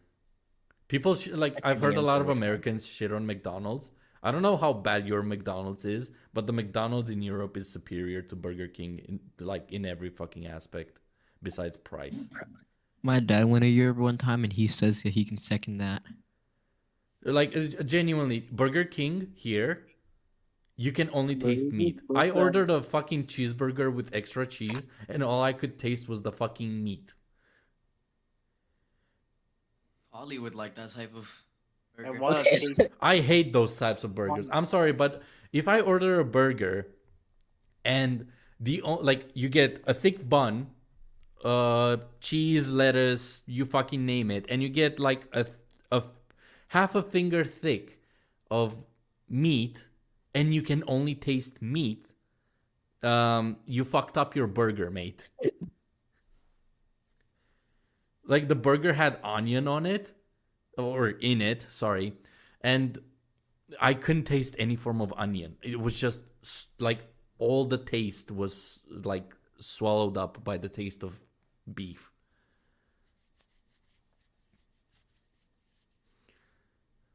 With the McDonald's cheeseburger, I can taste the mustard, I can taste the ketchup, I can taste the onion, I can taste the bun and the meat. It's an all-rounded pleasant experience. The only thing I will agree on with the McDonald's is quote unquote bad is the pricing. Like a cheeseburger costs a lot more, or the cheeseburger has a similar price to the one at Burger King, but the Burger King one is bigger. But at the same time, it's also worse. So quality over quantity, I guess.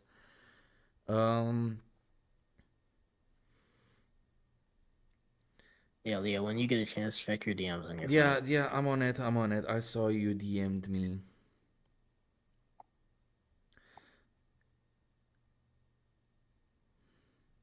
Fuck you, Cooley.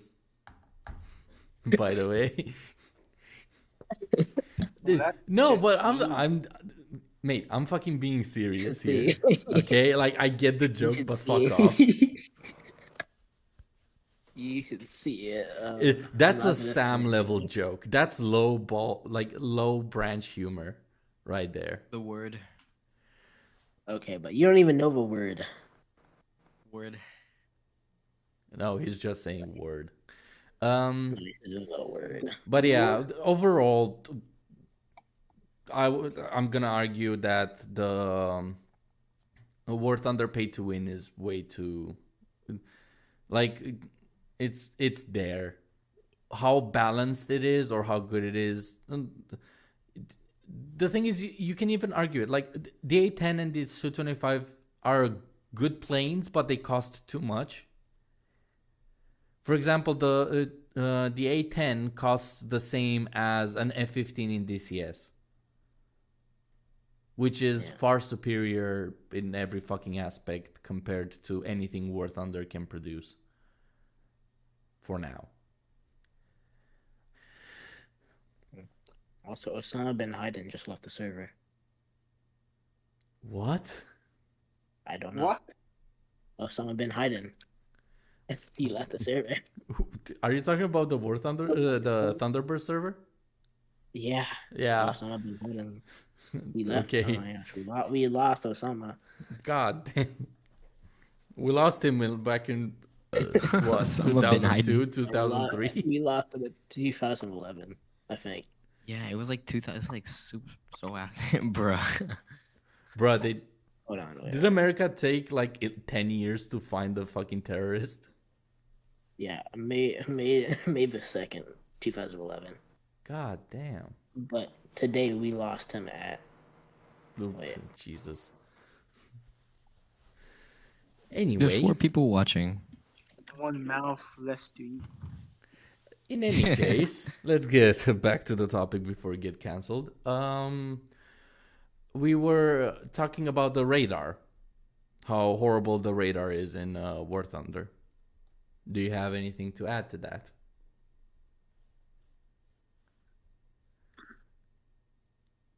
Wait, say it again. I didn't Radar hear. I kinda heard- all I heard weird. was War Thunder. God damn All I it. heard was War Thunder.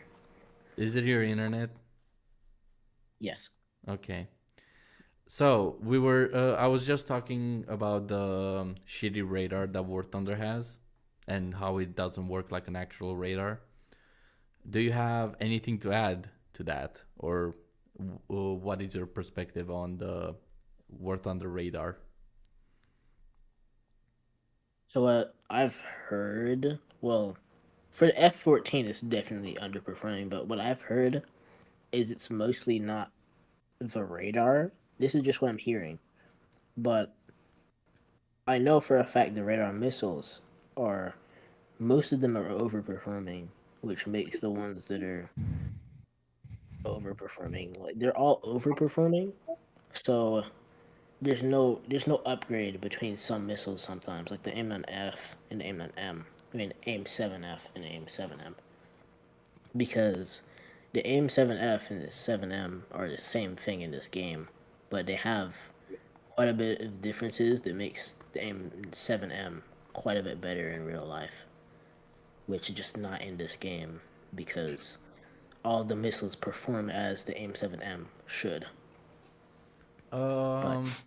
I've They- when discussing missiles with Dart, we came to the conclusion that the missiles are underperforming in general, and the only missiles so far that are being to any extent good is the test server AIM-120s. At least that's from what we know from him, and he is like a very skilled War Thunder player. And I like, if there's anything I would need to know about War Thunder, I will always recommend him as a source of information, since he's being objective about it and at face value. But yeah, that's what we concluded. You can go back through the podcast at one point, like after the podcast if you want, and you can hear us talk about it. Maybe there is something we are missing, or some new information you could use. I don't know. This is why we're having these discussions. It's like some people have information that says the missiles are shit. Some have information that says the missiles are good, and that's what we're trying to clarify here, and why War Thunder is bad or good in general, objectively. But yeah, from what I know, the only missiles that actually like function as they should are the AIM-120s, based on Dart's information. But the radar. My radar comment doesn't have to do anything to do with the missiles themselves. It's with the radar itself. As in, you detect something, you get a lock, you get full lock with the missile, you fire the missile, and after a couple seconds it vanishes.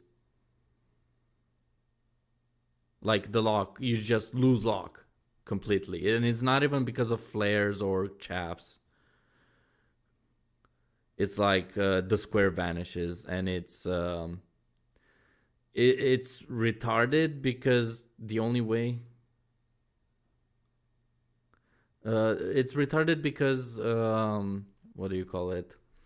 The only way you can vanish off of radar is if like you leave its range or you go stealth mode, which none of the planes can.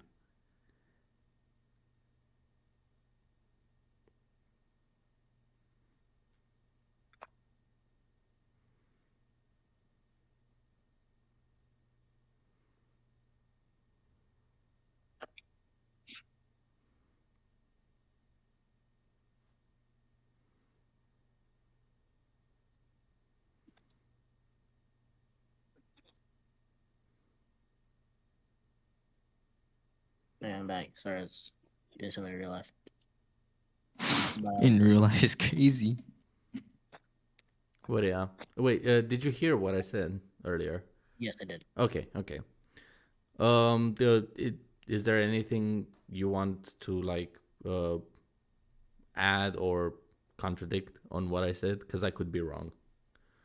Well, I just kind of like I sent a message because I was doing something in real life, so I couldn't speak.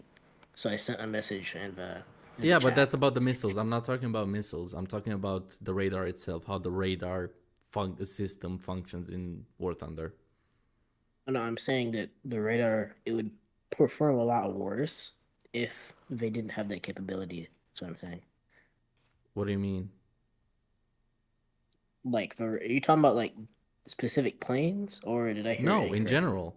Like, In general, yeah, yeah. I think the This radar problem works applies to the about as right. F-15, MiG-29s, MiG-21s. Like, for example, Sam, Ben, Arson play Russia. Me, Sky, and Dart. Well, Dart played every fucking country really. But on multiple nations, multiple planes, you get radar like you get a radar, like a target on the radar. You get the full square as a radar lock. You get the full 2 circles for the missile lock. You fire the missile, and then at one point you lose the radar lock on the plane. It just vanishes. And I don't really have that problem with the planes I play, so Oh, okay, fair enough. Well, it's a consistent problem that we noticed while playing the video game.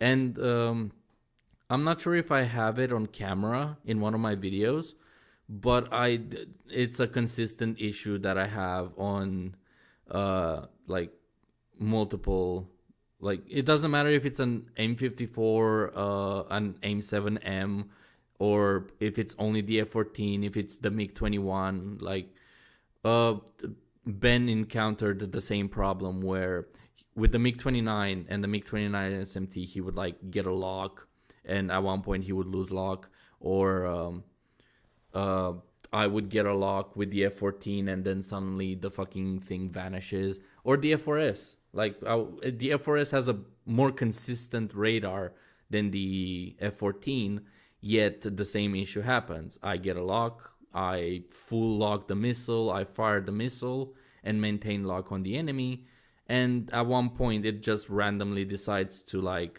shut off or like lose track of the plane, even though the plane is still in front of me.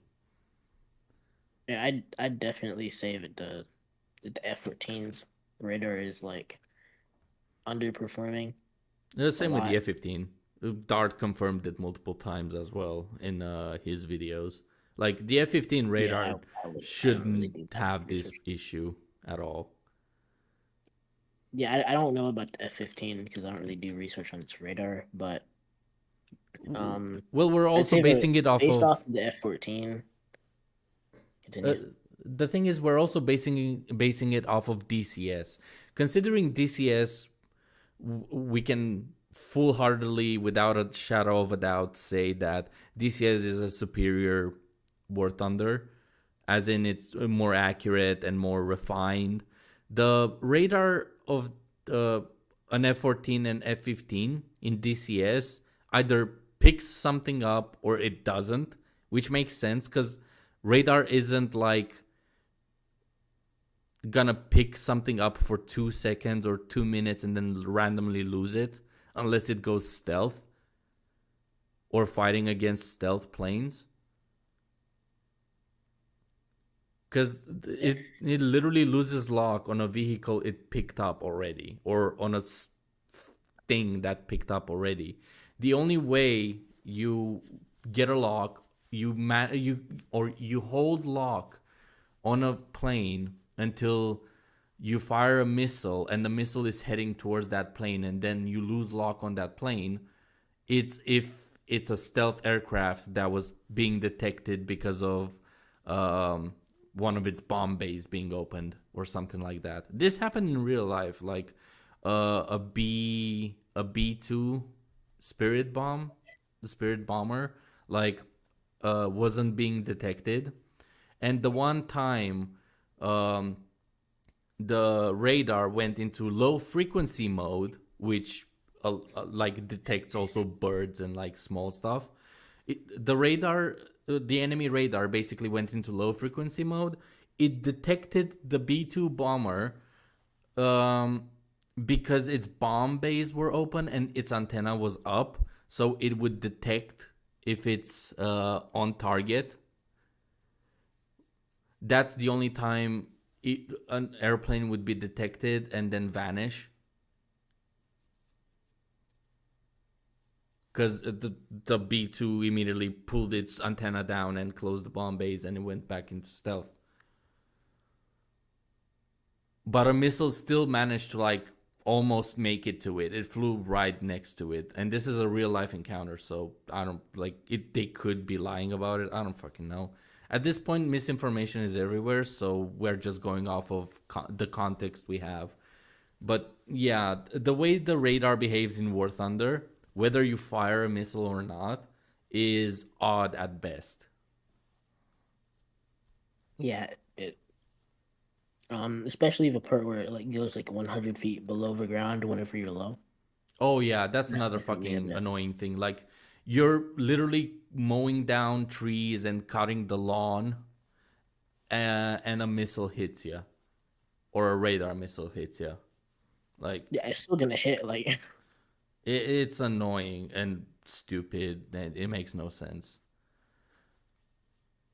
Or for example, the R27s, for example, like they're overperforming apparently for what they should do. At least that's what many people said. well, all the missiles are kind of overperforming, especially the Sparrows. Well, based off of the image I sent. I would argue the AIM-9Ls are underperforming a lot, at least on the A10. Yeah. Like, I'm sorry, 7 kilometer, like, like if I shoot the missile at 7 kilometers, I sometimes get a kill or not. But when I shoot it at 5 kilometers, where I'm rear aspect on a slow turning plane, I miss, or the missile, quote unquote, runs out of fucking lock, because you can spectate it by holding a button. And at one point, the camera shifts completely the moment it loses lock / momentum speed. Basically, it shows you that you're not gonna hit the thing. Then in those scenarios, it's really stupid and annoying. Yeah.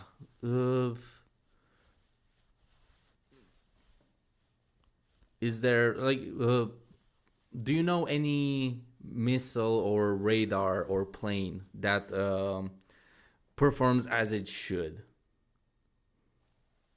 I'd say probably the F-16, but I play that the most. So I don't really play it like I don't really play it that much in War Thunder. But if I'm playing War Thunder, it's probably like one of the two planes I'm gonna pick.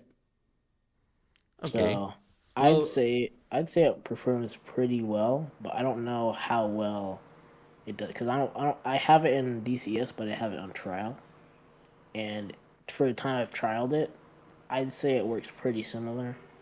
I don't know. I never really thought about it that much.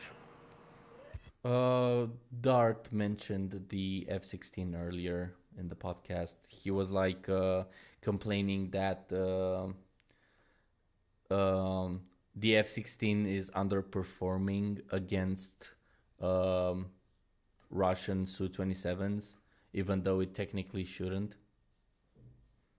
Yeah, it's definitely underperforming the C-27s because C-27s are little Russian biased, Well, little yeah. powerful. So Yeah, but we already covered quite in depth the inconsistencies with balancing in War Thunder and how they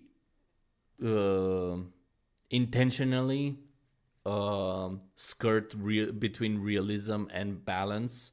Like if they're very selective with the realism.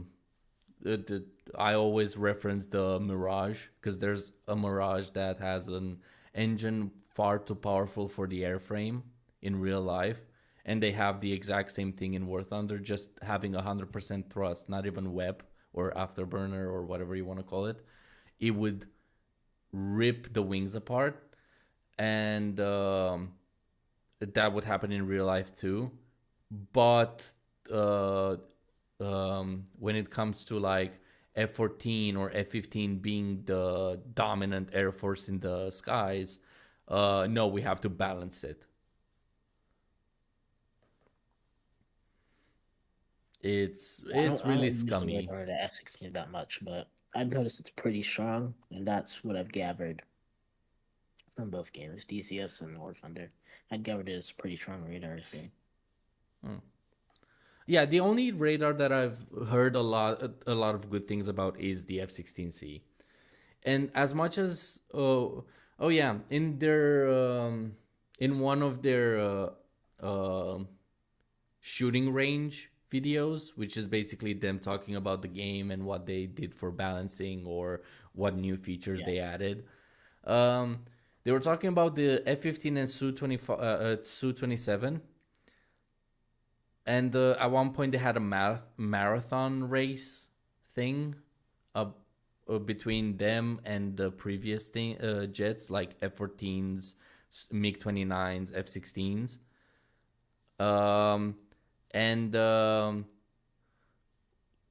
They used the F-15 and Su-27 as target practice for the other jets instead of the other way around. And they concluded that the F-16 is second best, even though it outperformed the MiG-29 at any turn in the competition and the footage they shown. So yeah, the bias and the lies are like insane.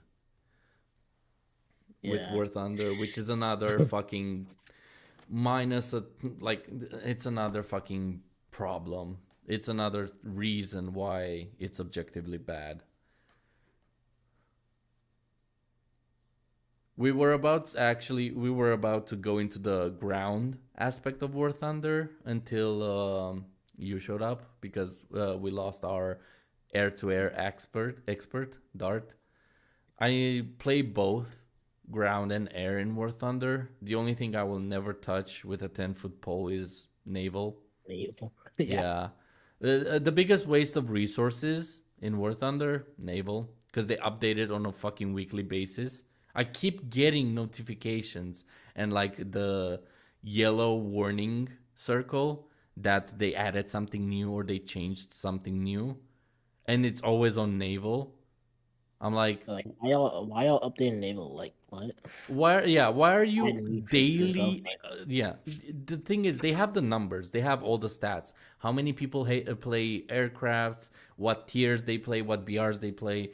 How many people play ground? What BRs? What vehicles, etc.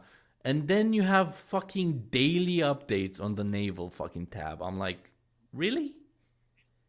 Do people give a shit about naval that much? You might as well just like play just have like one big update, like add the Bismarck, add the Yamato, and make it a wrap. It's not even that. Like just one big update. The thing is, like, as you can say I'm being a piece of shit for this one, but just play fucking World of Warships if you want naval. Because they don't implement it in any way. The only time naval crosses lobbies with any of the other two game modes is with air gameplay, and it's for props. Campaigns. What? Yeah, there's some campaigns with naval and stuff. I don't know about the campaigns. I'm saying, like, if you play ground realistic, you can bring your own planes. Yeah. Yeah. And when you play air realistic or air arcade, when you attack the ground AI, they're using like tanks and vehicles from your BR from the ground battles. So theoretically, you could have people play ground in an air lobby the same way you have people play air in a ground lobby. Oh yeah, another stupid thing is that you can play airplanes in the ground and you cannot play tanks in the air. So why not just leave the air aspect of ground battles to helicopters to make them more relevant? Like if you're gonna play ground something in the air, just play helicopters, because that's what the fucking helicopters are made for. Like planes aren't meant to ground strike tanks specifically. They're meant to ground strike facilities or buildings, like something major. A fucking tank moves constantly. And yes, we have laser guided shit, but the laser guided can still be used for like buildings and stuff.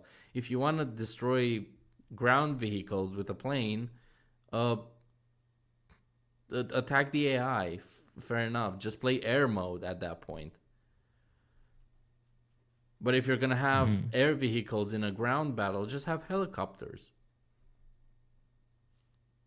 You don't need the aircraft at all.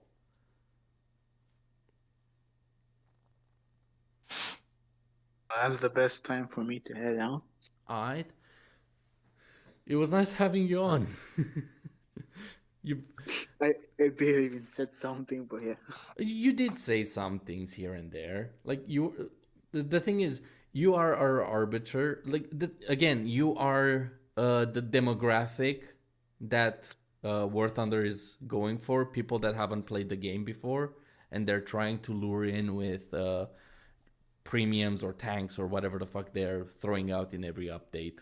Like they're trying to get you to play the game, so your word is as valuable as ours in terms of whether the game is good or bad, or whether it's even interesting at all. I don't know. In any case, based on what you've heard, is there any conclusions or last statements you want to make before you head out? No, the only conclusion I have is I'm out of here. What? I'm out of here. Alright, take care, mate. Alright. Sleep well. I really have nothing to say. I'm in your walls. Oh yeah, very good. If you're gonna play War Thunder, have someone hide your wallet for you. Oh yeah, yeah. Like throw that thing into a safe and forget the fucking code for it. Yeah, Oh so no! have Do you know someone- those have someone fucking connect it. cases that lock themselves for an X amount of time to like keep you away from your phone? Buy one of those for your wallet. I bet that exists. Yeah, it exists. You can break them apart quite easily. People make them out to be like, oh, you cannot open it. Yet it's a plastic acrylic fucking like door that's keeping your phone apart. It makes your brain think you can't open it, Yeah. and they hope. They hope. That's about it. Until you open it. Yeah, until you just shove your fingers into the air holes that they have in the fucking plastic lid and you rip it open. Unless you Yeah. have 10 fingers, then you're done. Come again? Unless you have fat fingers. Yeah. The holes are quite big, so you need to have fingers the size of like pipes. Like It sounded like you said the holes are quite big. Yeah. Holes. Yeah, it did. It did. It did. Not that way. oh god. Just gonna silently walk out from the room. Alright. Take care, mate, and sleep well. Y'all enjoy your talk, your tea party over here. I love you. I'm in love with you. Will you marry me? What the fuck? God damn it, Okay, Lupin. my general answer is this. Oh.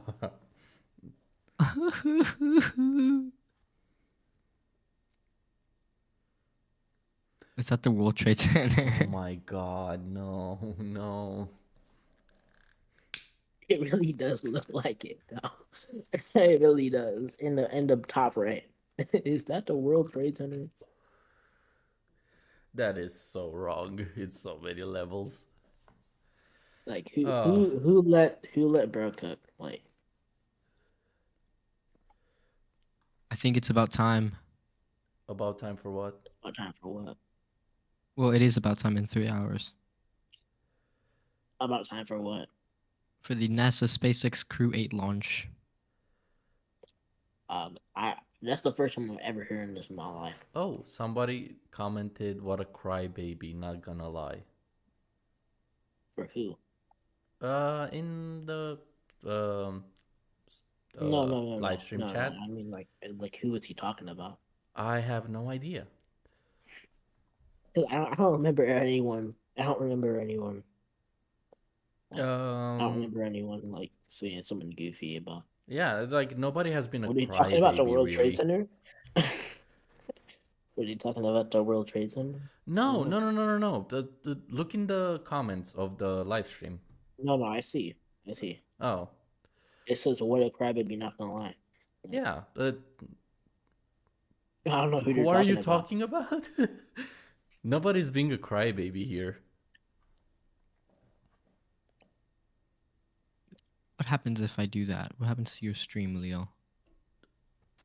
I'm pretty sure it popped. If you what? Start streaming. Oh, that fucks it up. That fucks it up a Okay. lot. I Don't. thought so. Yeah, Yeah, it does. don't do that. Dung, dung, dung, dung, dung, dung, Do you dung, guys, dung, dung, dung, Cooley? dung. Do you have any criticism specifically towards War Thunder? Um, like decrease your prices like a lot, like a lot. Like everything costs too much. Oh yeah, true. Like the economy of War Thunder, it's horrendous. Yeah, like the gameplay is it could be better, like with the balancing and stuff. But if there wasn't balancing problems, they have a good game. They're just not deciding good things to do with it. Like I would argue if War Thunder got their shit together and made it as good as DCS, not the cockpit starting the fucking plane stuff. Let's say you're starting from the airfield and you have the same amount of detail and care and love for the game as DCS and accuracy. Um, you would have a competitor for DCS because you wouldn't have to waste actual money on the game. You just like play the game and grind the tech trees and you get a similar experience to DCS. That would be a competitor. They could still keep the premium fucking, or they could make the skins premium, which they already have, but like they can keep the skins costing golden eagles or real money, of course balanced prices, and they would have like a take all genuinely amazing game on their hands. At this point, I don't make think all of the premium Gaijin stuff like maybe like locked or something. Like maybe you have to be a certain level to unlock it. Because like, what's the point of the levels in War Thunder? Like, At this point, what do you get if you get to a certain I'm point? at this point, I'm convinced that Gaijin doesn't even know what's balanced is. Somebody laugh at my joke. Oh, Nah. the way you said it didn't sound like a joke at all. I actually Yeah, thought that you were was a making a joke. point there. Yeah, like It was a that's political this is what I cartoon. thought It when I was a heard- point, but it also was a joke. Fair enough. This is what I heard. This is what I thought when I heard that. Leo has his soundboard muted. So. Oh, it's crazy. No, I'm crazy. Don't say it. No. Uh, Oh yeah, another major fucking issue on War Thunder, the fucking Gaijin market. Jesus Christ. Like one Gaijin coin or whatever the fuck they're called is €1. And some things cost like thousands or tens of thousands, if I'm not mistaken. Yeah, like I'm not paying $100 or more for like an A10 skin. Like I've seen some of those skins. You pay actual money for skins, but they're like supposed to be rare, even though like it's a virtual video. How's it rare? Like you're not finding anything. It's not rare. Like it's always available. Yeah, It just costs a lot. yeah. It's not rare. It's just as common as everything else. Like They also make it look like the fucking what do you call it? The Steam marketplace, you know, CS:GO skins. When you try to sell your cases or like some random skin you get from CS:GO, they show you the market, and I'm there like, there's a market for like skins in War Thunder. Why do the prices go up and down constantly? Because I don't know. they It's show you a funny. graph of how much the skin was worth like a couple days ago to months. Let me actually pull it up real quick.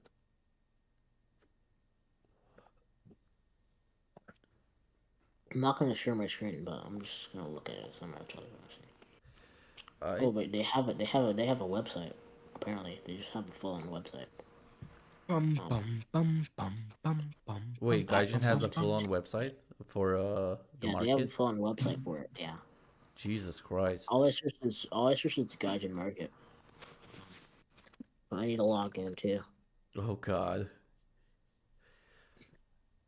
Careful Bad not to like verification sell to your everyone. soul by agreeing terms and services there. Yeah, they didn't ask for it, so right there. Oh, of course, it sent a verification code to my email. Thank you. Yeah, at this point, it takes 5,000 attempts to log in and confirmations just to like get on your account. Like I get it, they're trying to protect you from hackers, but Jesus fucking Christ. Also, I just realized I should probably delete like all of the emails coming into the VR Chat Thunderbirds account because like I have my because like before I used the VR Chat Thunderbirds account, it was previously like an account I used for War Thunder. So I have my stuff on the Thunderbirds account because I just never changed it.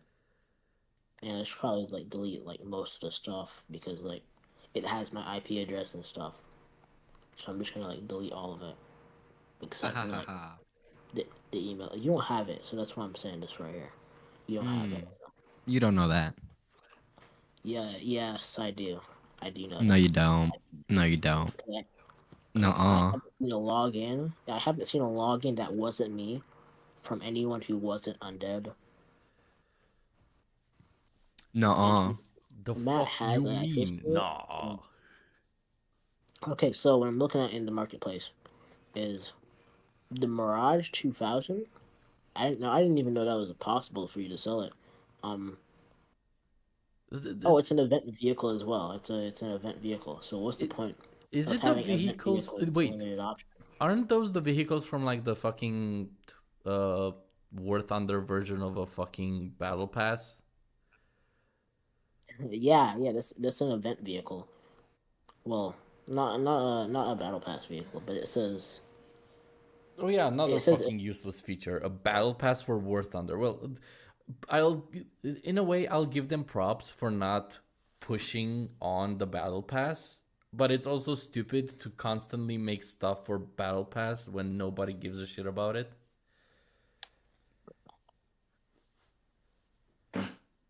Like I would really love to see the stats from Gaijin themselves of how many people actually focus on the battle pass. yeah, like so I'm looking at the Mirage 2000 and it costs $24 for Mirage 2000 from France. I mean, it's not as much as every other premium, but there's a Object 292 that costs $70. Isn't the Object 292 the fucking nuclear bomb fucking tank? No, it's the like. Hold on, let me drop it in real quick. There, that's the unit. Oh. The Object 272. It looks pretty good. Well, sorry, Yeah, let me. costs It looks pretty $70. cool. Yeah, you're selling the Su-25 BM, which is the event vehicle of the Su-25. So, like, what's the point of the event if you can still buy it? Like, event should be, like, limited time, but apparently not. And there's a KV-220 for $80. So, yikes. There's a lot of questionable fucking decisions with War Thunder. Again, if they got their shit together and they made a decent game, not even a good game, like a decent game, and they fucking fixed the economy, fixed the balancing, fixed a lot of fucking bullshit, they would actually have a game that would make them money passively no matter what, even with the fucking pay to win aspect. Like, I'm not trying to fucking go against my argument. Like, even if it still had pay to win, it would still be shit. But at least it would be a decent game. But because of the way the economy and the grind fest that you have to do to, like, even unlock tier 6 stuff, like, it's so much easier to just pay for an A10 or a Su-25K. They make it in such a way that it's easier to just open up your wallet. Yeah, I'm seeing a MiG-21 PFM skin for $4.50, and I'm also seeing an 84 skin for $8. Who the fuck $8 buys skins when you have the option to have custom skins? Yeah, nobody else sees them, but do you really care for other people to see them? Yeah, like, why are you buying skins for $8? Like, are you tweaking? Like, legitimately, like. The thing is, I understand why people buy skins on CS:GO. Fair enough, but at the same time,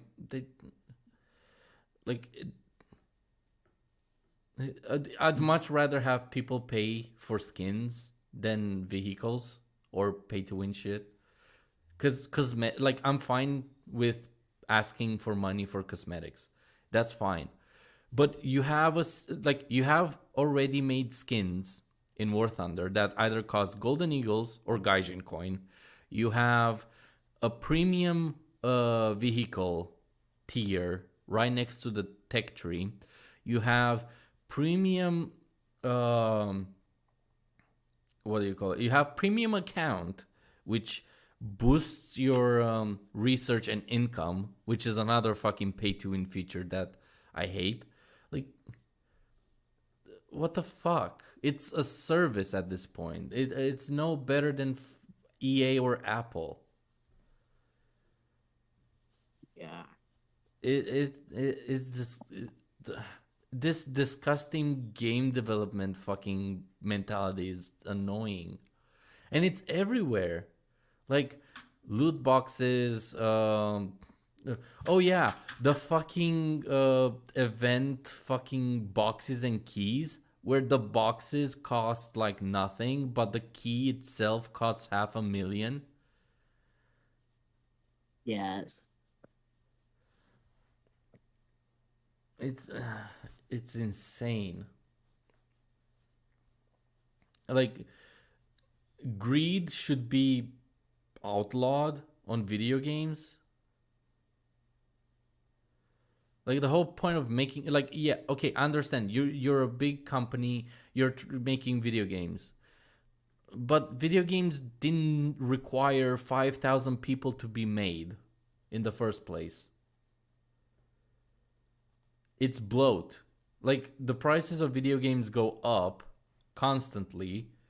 The number of developers per game is increasing constantly. The number of people for like how many people do you fucking need for coding a game, making the 3D models, making the art design, making the cutscenes, and directing the whole idea? Like, you need one person to tell you what the main idea of the game is. Like, we're making an MMORPG. You need, let's say, what, 10, 20 people, or like roughly, to code the game in an efficient game. Like, not even, let's say, we're not coding The Witcher, for fuck's sake. We're coding, like, Dark Souls, for example. Like, or a Dark Souls-esque game.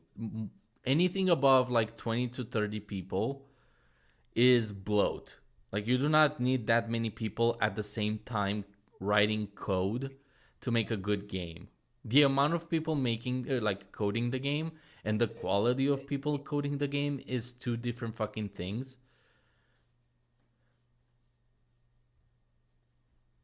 Then you also have the bullshit of the person in charge telling you, we have to add this, even though the game doesn't require it. Like, we need to have loot boxes, we need to have battle passes, we need to have premium version of the game and non-premium version of the game. We need to have cosmetics. We need to have cosmetics. Used to be a fucking thing you unlock by playing the game. Remember the good old days where when you played the game in like hardcore mode and you did a challenge and you unlock a skin that looks badass. The good old days. Yeah, the good old days when 100 people working on a video game was a lot.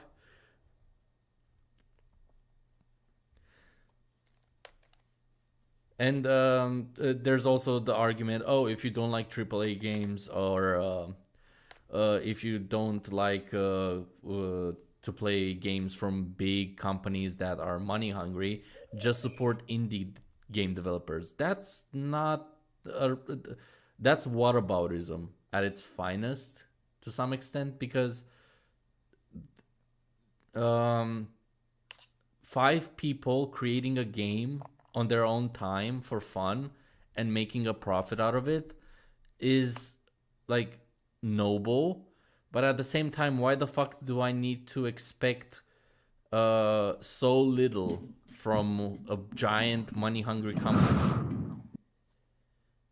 Like, if EA is putting out a game, I would expect it to be fucking good. If a Call of Duty comes out, I will expect it to be bare minimum good. Not I gotta go like in like 20 minutes, 20 seconds. So 20 seconds. God damn, that's not a lot. Yeah, I'm gonna start getting off. All right. Do you want to promote your YouTube channel in the meantime, before you go? Not really. I mean, I can send you the link. Right? I don't really post much stuff on there, so. Fair enough. I can send you the link after I get off. If you want. But yeah, I've got to head off. So. All right. Yeah. Do you have a final verdict? Do you think it's good or bad? Like, definitively. Thunder. Yeah. It has potential. I will not disagree with you on that one. But all right, I gotta head out. Later. Love you. No homo. All right. Take care, mate. Oh. And then there were 2. Yep. The only 2 that can last more than 2 hours on a podcast to talk about how something is horrible. So, Considering we both agree that War Thunder is horrible as shit, is there anything we missed, or anything that you want to bring up that we haven't covered yet? I think it's good. I think I agree with you. And I think we've come to a conclusion that War Thunder conclusively sucks. Personally, I will continue playing it. I just think it's I just think it's a fun, it's not that fun, but it's whatever. You really don't know what to play, you play that, Yeah, like And the thing is that there's a big community out there. There's a community of War Thunder that people I don't know how good the community is. It could be as toxic as, I don't know, like League of Legends. see COD or stuff like that. COD but community is not that fucking toxic. Like, if we're talking about the like fans of Call of Duty, not the casual players that buy Call of Duty because Call of Duty is big. Like, you also have to consider that when talking about communities, because like the League of Legends community is mainly consistent of people that love the game. So by default, it kind of alienates the casual players that only play it for like 2 or 3 games a day and like play it once a month. Like, Yeah. it's iffy, but depending on the game, the community is either made up of fans that actually give a shit about the game, and if they are toxic, fair enough. But then the more popular the game, the higher rate of casual players you have mixed in, and that really muddies up the numbers of what the true community of the game like says. For example, Star Wars, for fuck's sake. Like, ever since Disney bought Star Wars, a lot of fucking casual Star Wars watchers are praising the new movies because they look amazing, or they agree with the politics that they push into the movies, which is cringe, bare minimum, and disgusting at most. Like, Star Wars was never about the political fucking aspect. It was it was literally a story put together with passion and love for the fucking craft. It wasn't specifically made to make money or profits. This is a game specifically made to make money and profits. It's annoying. Same with AAA stuff. Like, game development nowadays is horrendous, and it needs to change. That's why I want to talk about it, and that's why people should talk about it, especially in an objective matter. Like, claiming that, oh, a game is fun, so shut the fuck up because you're just a hater, is a stupid argument. But I see many people make it. Like, the guy I covered last time on the podcast that made the fucking Call of Duty tier list is shitting on Call of Duty with any opportunity he has, yet he quote unquote loves the franchise. It's mixed messages at best. Like, yeah, for example, me saying that I love War Thunder, I love the gameplay.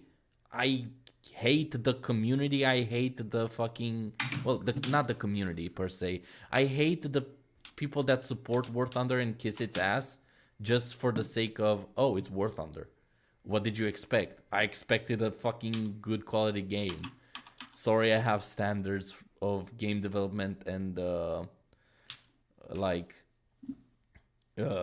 ethics when creating something. Yeah. Like, what happened to common sense? What happened to standards of quality?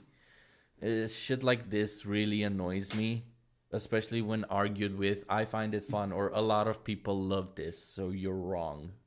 The arguments like these pop up all the fucking time online, and I'm sick and tired of them. That's why I'm making the Assassin's Creed breakdown.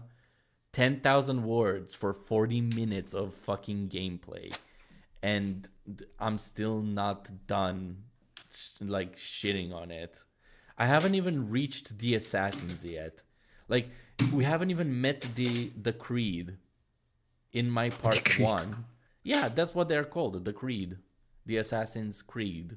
The the short version is the Creed. Well, now it's the hidden ones for some fucking reason. Like, I cannot wait to release part 1 because people either will finally like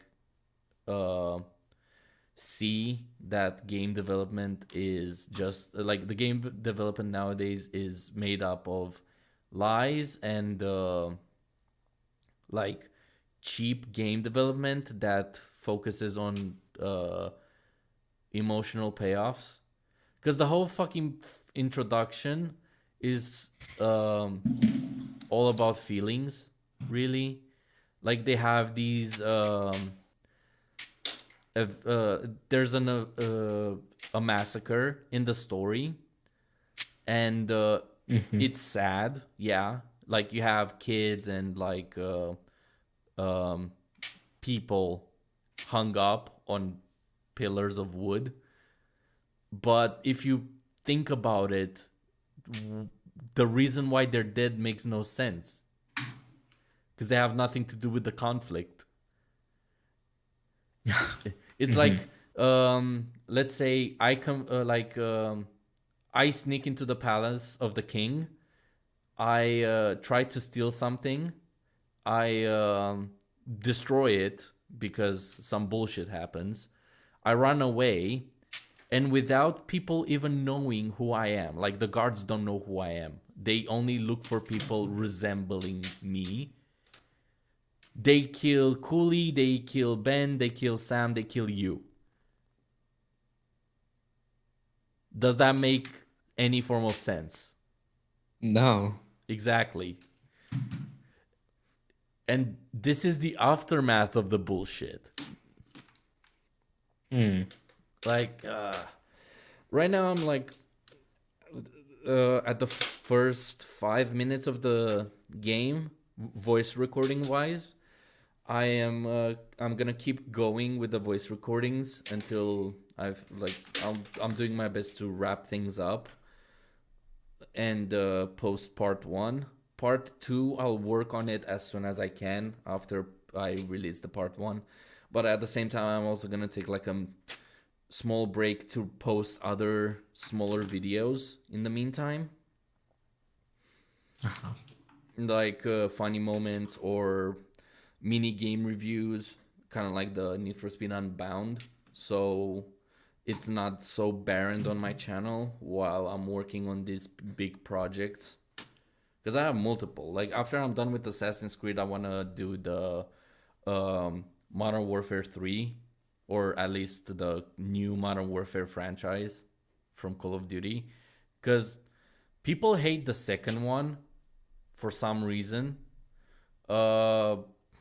It's really confusing because some people say it's because of the online, some people say it's because of the game mechanics, and they're like, I played this game a whole year, and I do not understand your issues with it. It's like me saying I hate War Thunder because the Tiger 2 exists. Okay. It's the weakest argument you ever brought up, but fair enough, you can hate it for it. That doesn't make it bad. Yeah, shit like that. Modern Warfare 3, for example. People say it's a DLC of a game. I agree. It's not worth $70. I agree. But saying it's bad overall, the online is as good as the previous game. I will agree that the weapons are lazy because you have like 5 to 6 extra weapons, and all the weapons you had in Modern Warfare 2, Warfare 2 are transferred over. So if you maxed out every gun from the previous game, all you have to do is focus on the guns from the new game. The story is short, fair enough, but it's still good, and it's like still a pretty long story. It's at least 5 hours. Also, it's my bad. Like the levels are very, very open. They're very fucking like it's an open map. And yeah, you can say it's bloat or like fake lengthening the game, but at the same time they're offering you a fucking open experience for Call of Duty, which wasn't there often. Like, it's more, you could say it's more of a Battlefield experience because you have a large open map and then you have a waypoint where you have to go and enemies all over the place to deal with. But at this, like, you cannot just shit on it for having, oh, it's only 5 hours. I've, like, earlier today, I've seen a fucking video of somebody playing 2 characters. One character complaining that a DLC for Elder Rings is $40, and the secondary character is the generic defender of the game, and he's like, well, yeah, it offers a lot of fucking things. And did you buy Call of Duty Modern Warfare 3? Which isn't whataboutism. We're not talking about Modern Warfare 3. We're talking about the DLC of Elden Ring, but okay. The first character says, yeah, I did. And then the second character, like, sarcastically or condescendingly, to be more specific, says, oh, that makes sense. Like, what? You didn't even prove yourself right. You just proved that he bought Modern Warfare 3. You could say it's hypocritical that he bought Modern Warfare 3 for $70 but complains about a $40 DLC. But then the defense of the guy, of the second character is, well, this DLC offers fucking 30 hours of gameplay. And the campaign of Modern Warfare 2 is 5 hours. Well, yeah, but the online of fucking Modern Warfare 3 is infinite, so fuck you. Like,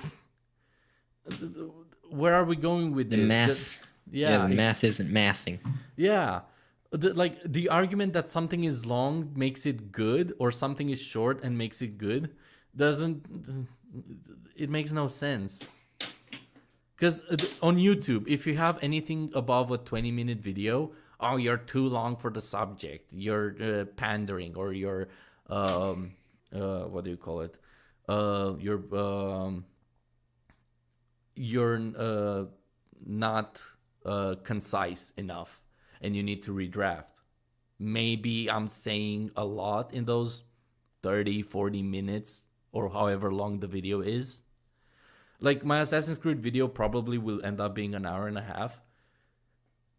But that doesn't mean I'm only saying, oh, the game is bad in multiple different ways. I'm talking about the specific frame by frame almost stuff. Yeah. And that takes a lot of time. Hell, look at our discussion. It's 2 hours and 40 something minutes of talking about how bad a game is. This shit takes time, especially when unscripted.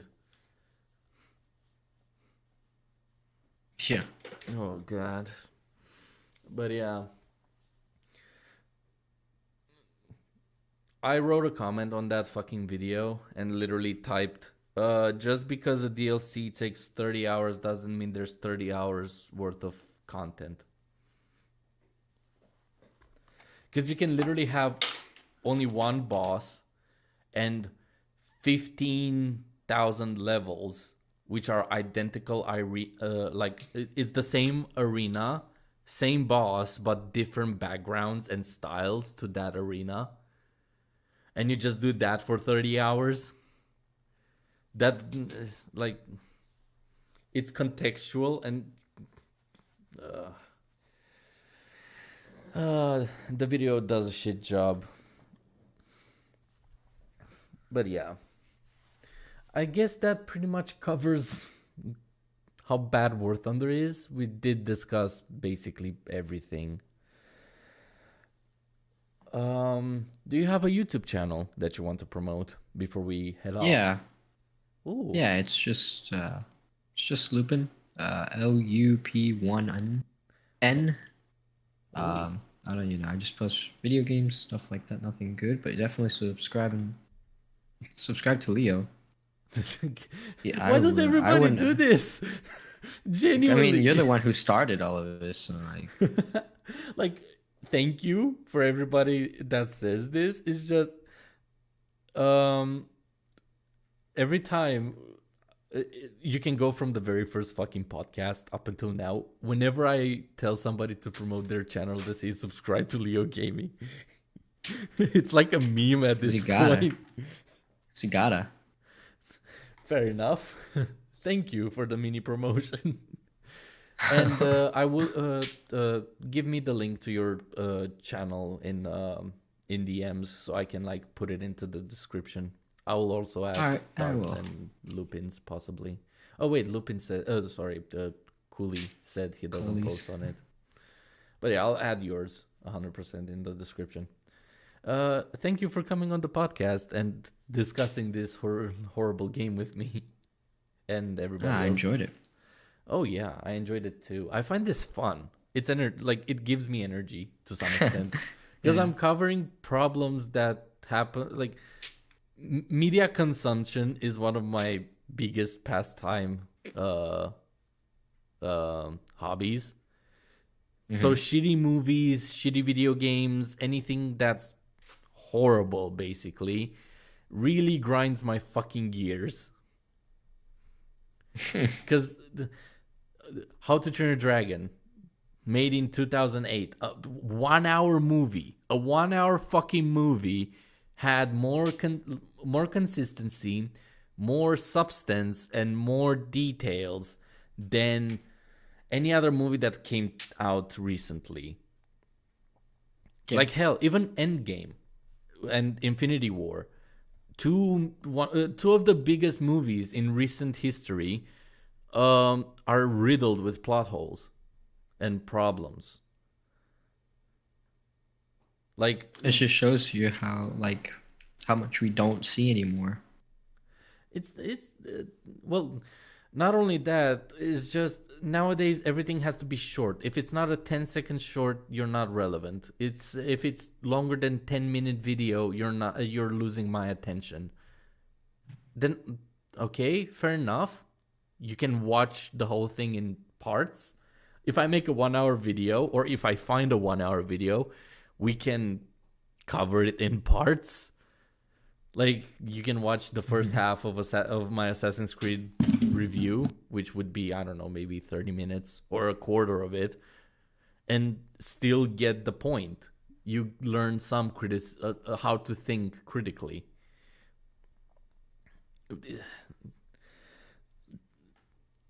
Or at least how to spot it in video games. What's the? Oh yeah, there was another fucking video game recently that's like raging. That's been a like common fucking topic. Oh yeah, the fucking Call of Duty killer, quote unquote.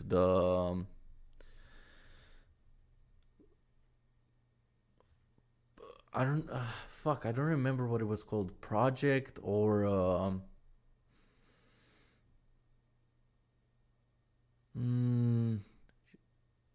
shit, it's slipping my mind.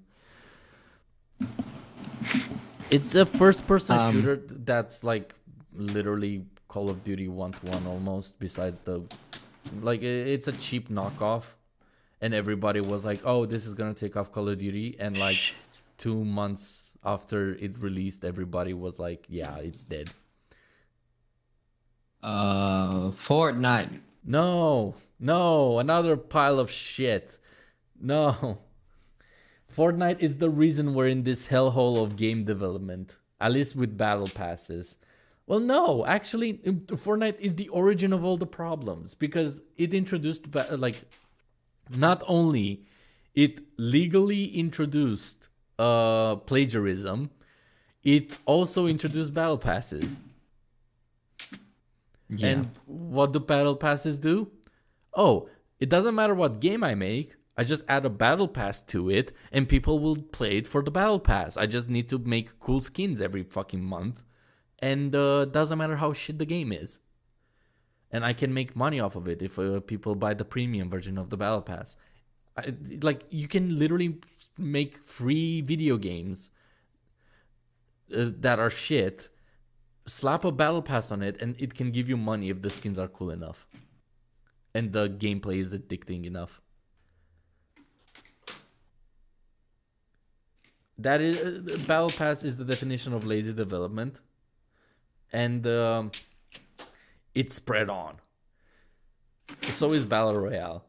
Like, having the balls to say that 100 players PvP in a fucking on a map that shrinks down with us because of toxicity from a circle, claiming that is a fucking full-fledged game is insulting to fucking video game development. Even Mr. Beast did it. What? Yeah, Mr. Beast did it. What Mr. Beast did? Mr. Beast did a battle royale. Yeah. You haven't seen it? It's like an airsoft battle royale type of thing. No, I haven't seen it because I don't watch Mr. Beast. I find it kind of cringe-ish. Mr. Breast. Yeah. Like, I do like when he does like the charity stuff. Like, he helps people out, he gives people money, or like at least the people that actually need it. I don't really enjoy his challenges that much because they're very clickbait.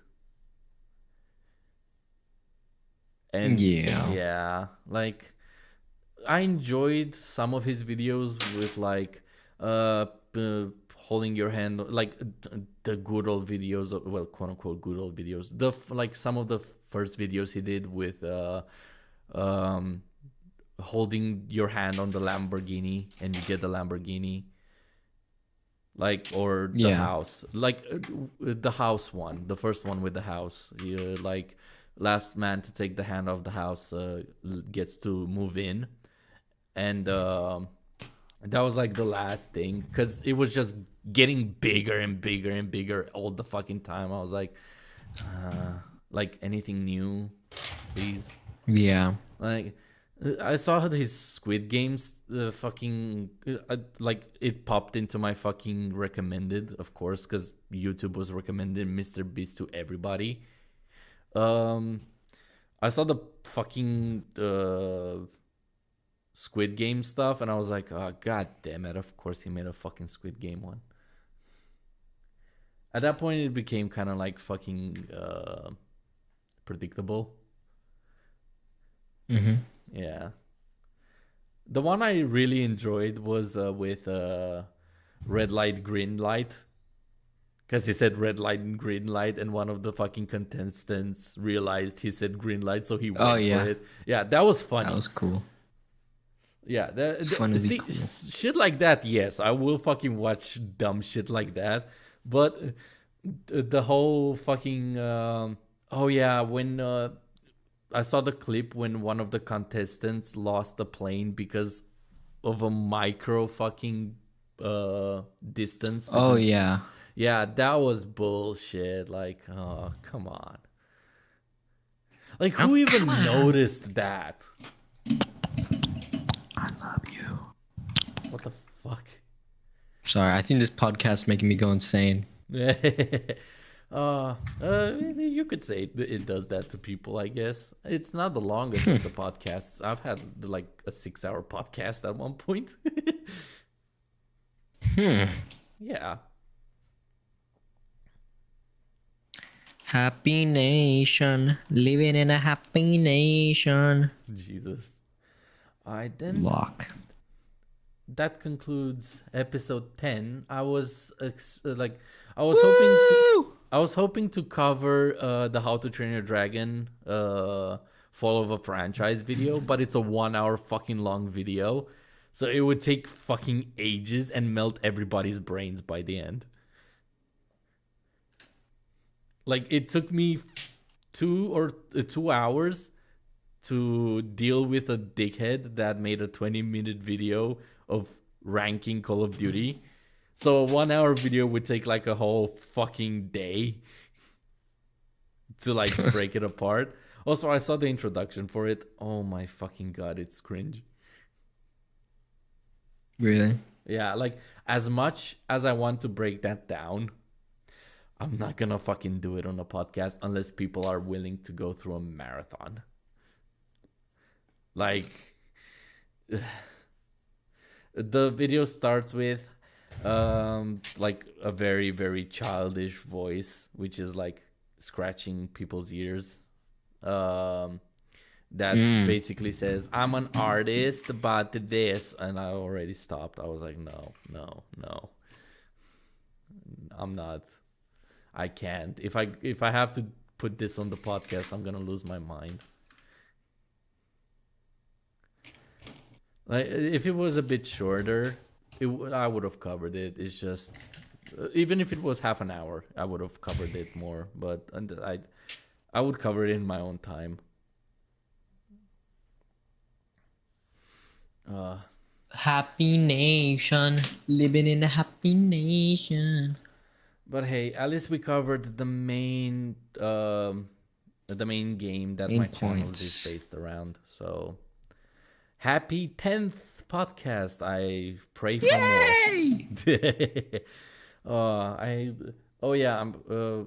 What do you think of doing a 24-hour podcast when I reach Fuck yeah, dude. a 1 year anniversary? Hell yeah, I'll do it. Fuck yeah. Well, hopefully a lot of people will be happy to join. You know, in. Collie won't, because he got that thing where his Wi-Fi goes off at night. Oh yeah, right. Well, for example, Dart. I doubt Dart would be on the podcast for more than like 2 to 3 hours. If he could join. I also have to like make sure it's during a weekend. So like from Friday. No. Oh shit, I'll have to time it really fucking well, like with a vacation or something. So I start like Friday, middle of the day or something like that, and stop at around Saturday, middle of the day. So it's not too much of a pain for the weekend, because then I'll have work on Monday or some bullshit like that. Then I have to be ready and energized.